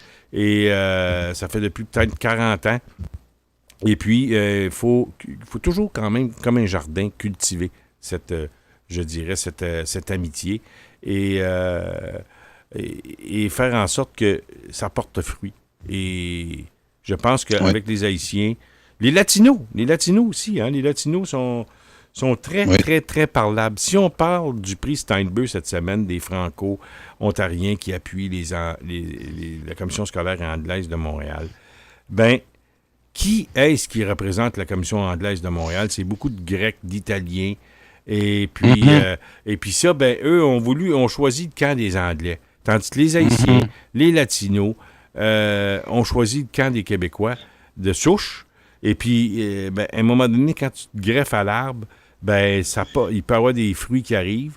Puis les fruits qui arrivent, c'est le griot, c'est la culture, la culture, l'art culinaire, et c'est dans bien d'autres domaines aussi. Et puis, je peux te dire que c'est un peuple qui est souriant, malgré les Vietnamiens aussi, Mme Couture, vous avez raison. André, vous avez raison, les Vietnamiens. Et puis, c'est des gens que les Haïtiens, là, oui, ils ont leurs défauts. Oui, ils ont leurs défauts, les Haïtiens. Oui, puis j'ai connais assez bien que je peux même identifier des défauts. Mais ils ont leurs qualités aussi. Comme nous, les Québécois, on a nos défauts. puis on a nos qualités. Et on a parlé tantôt de la débrouillardise des gars de campagne puis des filles de campagne au Québec, ça n'a pas d'égal. Les Haïtiens, parfois, quand tu vis dans un pays où la pauvreté est extrême, tu trouves les moyens de patenter des affaires, puis à un moment donné, ça marche. Puis j'en regardais dans certains quartiers à Montréal qui ont des commerces, et puis ça marche. Puis il y a des gens d'affaires là-dedans. Mais tu sais, pourquoi tu es immigré ici? Tu sais, il y a certains qui disent les gens qui ont immigré ici, c'est les plus chanceux. S'ils étaient restés dans leur pays, ils pourraient aider les gens de leur pays. Mais c'est parce qu'à un moment donné, vivre là, en Haïti, là, c'est extrêmement difficile, dans l'extrême pauvreté. Puis tu te dis, je vais essayer d'aller améliorer mon sort si je suis capable ailleurs. Puis c'est ce que beaucoup d'Haïtiens ont fait. Mais malgré tout, tu sais, Mme Couture nous dit les Vietnamiens, mais j'ajoute les Latinos, puis il y a plein d'autres, là. Mais en tout cas, je veux vous entendre là-dessus si vous n'avez pas d'objection, Charlie. Les Africains, les Libanais, il y a beaucoup de bons immigrants, je trouve. C'est sûr qu'on généralise, là. Il y en a des pourris aussi, mais il y en a des très bons. Puis, moi, ayant grandi dans l'ouest de l'île, j'en ai rencontré plusieurs. Puis, même encore aujourd'hui, en 2019, la majorité de mes amis ne sont pas des Québécois de souche. J'ai des bons amis qui sont des Québécois de souche aussi, mais je les vois de moins en moins. Là, à cette heure, ils n'habitent plus à Montréal, où ils ont des enfants. Alors, c'est ça. On dirait qu'avec le temps, là... Avec le temps, c'est évident. Je parle avec expérience. On a de moins en moins d'amis, et puis on s'éloigne parce que c'est les chemins se séparent, puis c'est bien correct comme ça fait partie de la vie. Mais le travail, l'éloignement, disons, dans le milieu de travail, les changements de carrière, ce qui fait que tout ça, ça fait que les gens s'éloignent un peu, mais il y a des nouvelles connaissances qui se font en même temps. Fait que ça s'équilibre, tout ça. Oui, c'est ça. Ça s'équilibre, mais pour on a tendance à fréquenter les gens qui sont moins loin, qui sont plus près de nous physiquement. C'est normal. Et puis, les voisins, comme en ville, là, ça se jase à tous les soirs, ça se pique des jasettes. Mais bon, mais les francophones de l'ouest de l'île, cette semaine, n'ont pas aidé leur cause. Et moi, je m'excuse, mais là, je veux bien aider tout le monde. Mais, à un moment donné... Je veux dire les franco-canadiens. Oui, les franco-canadiens, franco-ontariens. Mais là, c'est peut-être pas l'ACFO, mais les profs, là, pas les profs, mais les franco... Les Acadiens ont appuyé aussi. Les Acadiens ont appuyé aussi. Bon, tu vois, regarde, on peut bien aider à gauche puis à droite, mais à un moment donné, il faut que tu t'aides aussi si tu veux recevoir. C'est du donnant-donnant, là. Tu m'en donnes, je t'en donne. Si tu es toujours contre moi, regarde, on fait les troubles la prochaine fois que tu te feras planter. Il y a des bonnes chances qu'il se fasse planter parce que le gouvernement de Ford n'a même pas voulu financer une université en français. Puis c'est pas parti pour ça. Puis à part de ça, la fille de Brian Mulroney, là, ça n'a pas l'air la plus grande défenseuse du fait français en Ontario. En tout cas, elle se démarque pas, en tout cas. Ça, je peux dire ça. Bien beau, tu dis que son père peut bien dire ce qu'il veut, mais elle se démarque pas. La jeune Mulroney. Là. Les gars, il reste 10 minutes à l'émission et là, on peut commencer à penser à choisir notre récipiendaire du prix Steinbeu cette semaine. Mais je veux quand même finir sur une note positive d'un franco hors Québec qui vit américain du nom de Zachary Richard, qui lui semble avoir très bien compris. Je n'ai jamais voulu être citoyen canadien, je le cite, car pour cela, il faut prêter serment à la reine d'Angleterre. C'est impensable. Mes ancêtres acadiens, canadiens francophones, se retourneraient dans leur tombe. Zachary Richard explique pourquoi il n'est toujours pas citoyen alors qu'il aime tellement le Québec à l'émission Les enfants de la télé à Radio-Canada. Donc, écoutez, il y en a qui comprennent. Là. Puis, c'est une minorité, mais qui est précieuse. Oui, c'est génial. Zachary Richard, écoute, s'il y a des pièces musicales qui roulent dans 100 ans, ben Zachary Richard va faire partie de ceux-là. Il y a tellement des belles chansons, ce gars-là. Là. En fait, pour moi, je pense que Zachary Richard, je le qualifie dans le tiroir là, des génies. C'est quasiment un génie, ce gars-là. Là. Je veux dire, quand tu peux faire une bonne, 2 bonnes, 3 bonnes chansons dans ta carrière là, qui vraiment là, ont marqué, mais lui, il y en a des dizaines. Zachary Richard, c'est pas L'Arbre est dans ses feuilles, là. Oui, bien sûr, c'est L'Arbre est dans ses feuilles, une des plus connues, mais il y a bien d'autres pièces, Lac Bijou, puis je nomme celle-là, mais je pourrais en nommer beaucoup d'autres. Jean Batailleur, c'est lui, ça, Jean Batailleur? Oui. Il y en a, là, des chansons, Zachary Richard, puis s'il y a un gars qui est fier de... Ben, déjà, là, d'avoir dit ça, là, que je refuse de prêter serment à la reine d'Angleterre. Lui, il aurait pu... Tu sais, si on a un prix à créer à un moment donné pour souligner les bravos ou bien non les bons coups, ben lui, c'est sûr qu'il gagnerait le prix à un moment donné. Ça, c'est sûr. Puis cette semaine, il l'aurait gagné facilement, juste en disant qu'il refuse de prêter serment à la reine. Il vient de gagner. Fait que ces gens-là, les Zachary Richard de ce monde, pour moi, là, ça m'aide à passer mes journées parce que non seulement il a écrit des bonnes et belles chansons, mais ses opinions politiques, là, il est engagé, puis il n'a pas peur de dire ce qu'il pense. Et puis de parler contre la monarchie britannique, ben là, regarde, il vient de gagner bien des points de mon côté. Dans la clique souverainiste.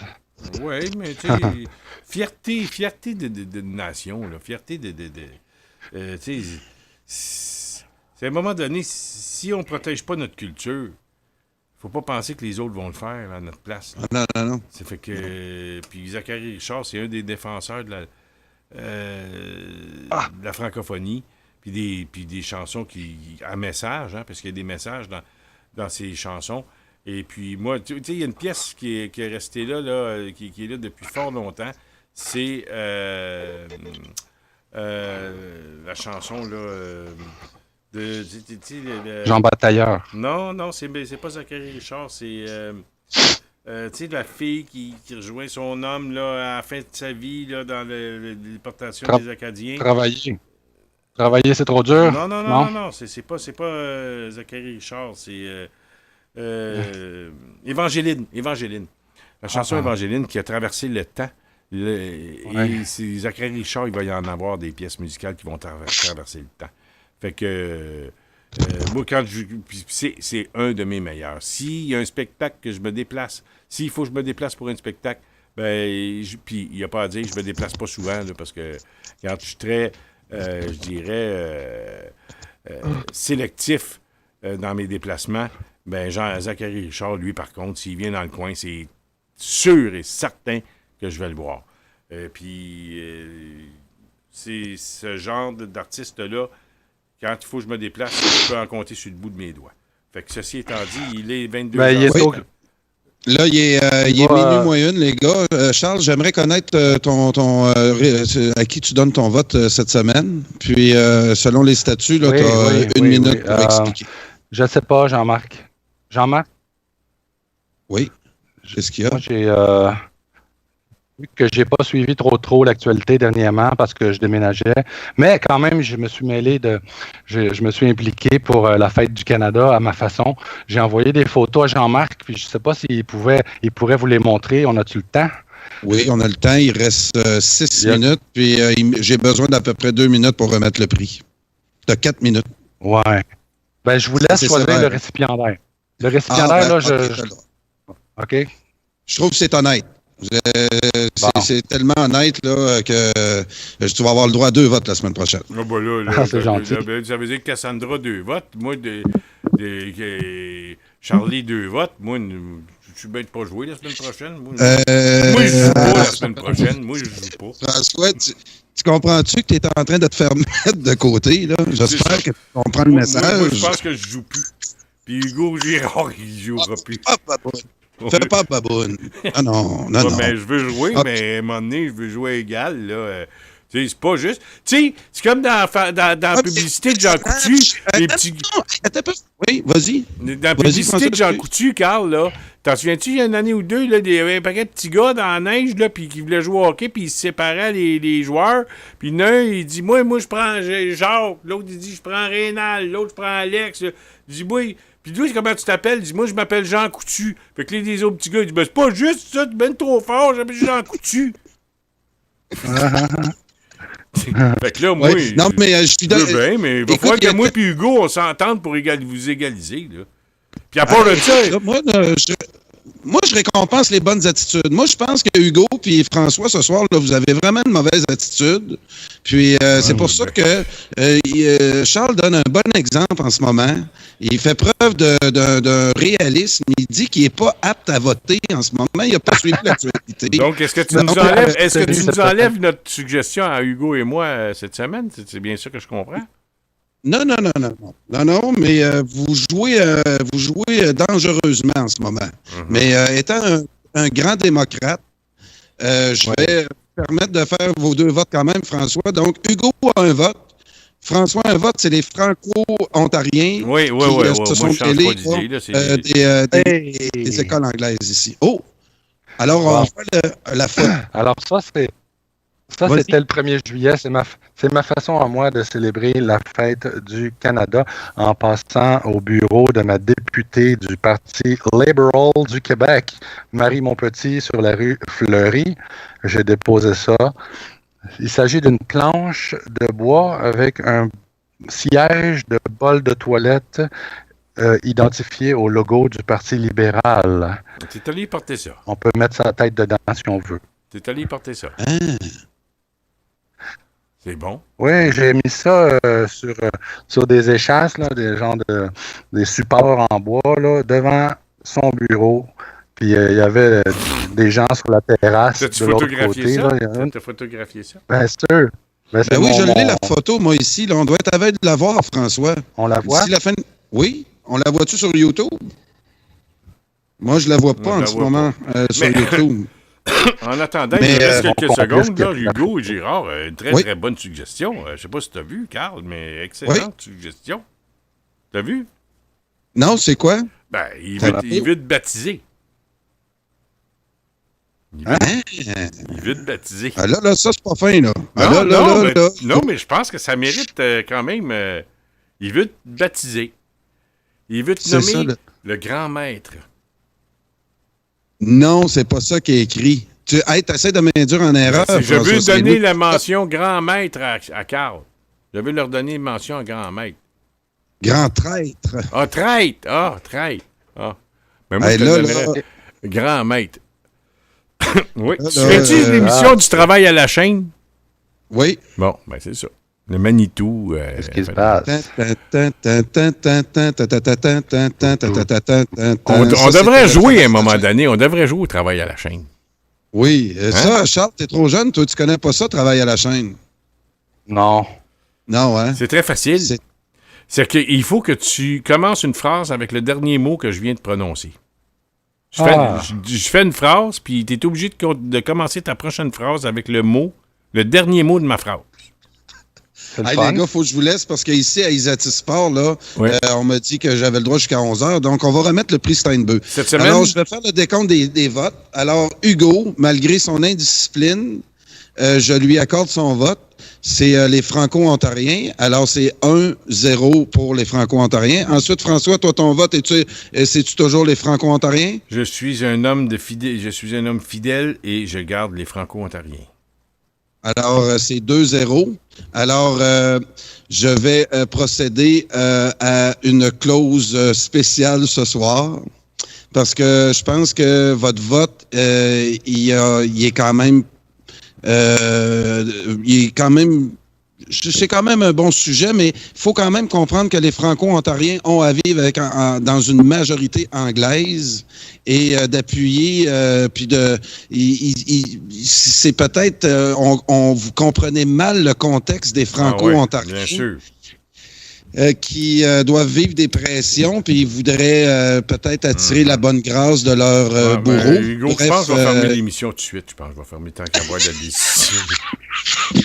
Mais moi, je pense que vous oubliez, puis vous allez m'aimer quand même, les gars. Oui, OK. J'accepte vos votes, mais c'est moi qui décide c'est qui gagne. C'est quoi ça, cette maudite démocratie-là? J'ai-tu le droit, moi, de... Oui, t'es le grand maître. T'es le grand maître. Ouais. Bon, donc je vais remettre, puis vous allez être contents. Je le remets non pas à Valérie Plante, mais à la robe rouge de Valérie Plante.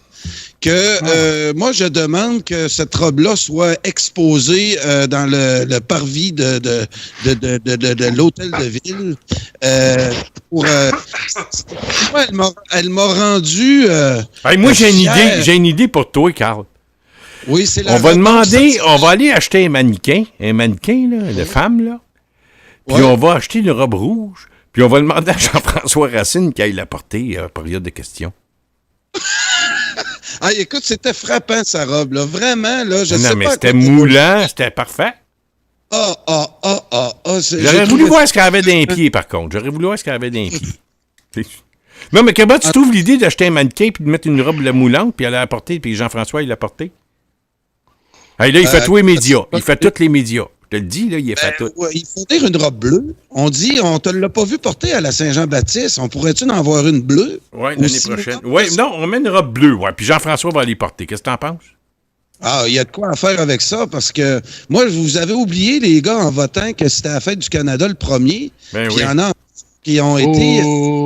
Non, ben là, écoute, là, il faut que tu t'en ailles. Tu te fais mettre dehors de l'endroit où t'es, là. On va fermer l'émission. Mais donc, tu attribues le prix Steinbeu à Valérie Plante? Oui. Ah, ça fait la deuxième fois? Oui, ils ont le droit de la gagner 2 fois. Oui. Ben, au bout de l'année, il va y avoir un grand déploiement du grand gagnant. Décrit par le grand maître. Oui, c'est ça. Merci, Hugo. Puis c'est ça qui t'a racheté, là. Ouais. C'est cette petite phrase-là à la fin là, qui a sauvé ton vote. Puis félicitations, les gars. Je suis quand même fier de votre vote. Vous participez. Puis même si vous ne gagnez pas, vous restez membre du groupe. Alors, merci à François. Oui, et moi, j'aimerais juste parler à Charlie qui publicise ta photo avec le bol de toilette devant le local des libéraux. Là. Faut que tu publicises ça va être bon, ça, avec. Mais je te le dis, on achète un mannequin avec une robe bleue, puis Jean-François va apporter ça à Valérie Plante. Es-tu d'accord, Carl? Oui, ça serait très le fun, ça. Okay. Oui, on fait ça. On fait ça. Faut acheter. Mais ceux qui ont des mannequins chez eux, vous pouvez nous l'envoyer. En attendant, Hugo Girard va trouver pour la fin de semaine son prochain prix pour la semaine prochaine. Et puis, mais il a dit que le prix va à la robe. Oui, à la robe. Ouais, bon, le prix va à la robe, pas à Valérie, la robe. Ah, okay. Oui, ça a été un objet. C'est la première fois que le Steinbeu... Il faut qu'elle assume. Il faut qu'elle assume ce qu'elle porte quand même. Donc, c'est Valérie Plante. La robe de Valérie, c'est ça? Ah oui, moi, c'est ce qui m'a frappé là, chez nos opposants multiculturalistes. Là, c'est cette belle robe de Valérie Plante. Le prix Steinbeu. Mais ça va être marqué. Oui, tu as raison. On va le retenir au bout de l'année. Le prix ne va pas à Valérie, mais à la robe de Valérie. Voilà. Merci beaucoup. Merci, Carl. Et je dis un message à Hugo Girard. Hugo Girard qui trouve un prix là, pour faire tirer la semaine prochaine. Un beau prix. Là, oui, puis merci à Isatis Sport de Saint-Hyacinthe de nous avoir accueillis ce soir. Ça a été très apprécié. Et merci aussi à Jean-Marc Drolet, Cassandra Lecourt, Charlie Québec et bien sûr Hugo Girard, André Couture et tout le monde qui ont traversé cette semaine avec nous. François Saint-Louis, Carl Brochu, merci d'avoir été là. On se donne rendez-vous lundi prochain et bonne fin de semaine à tout le monde.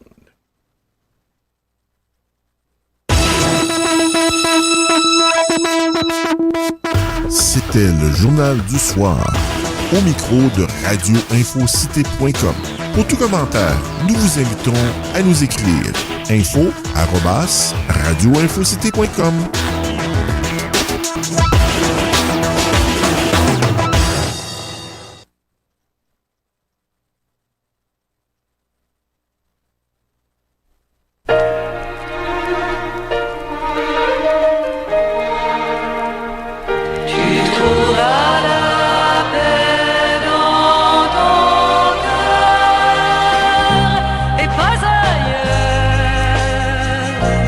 Pas ailleurs, la la seule vraie.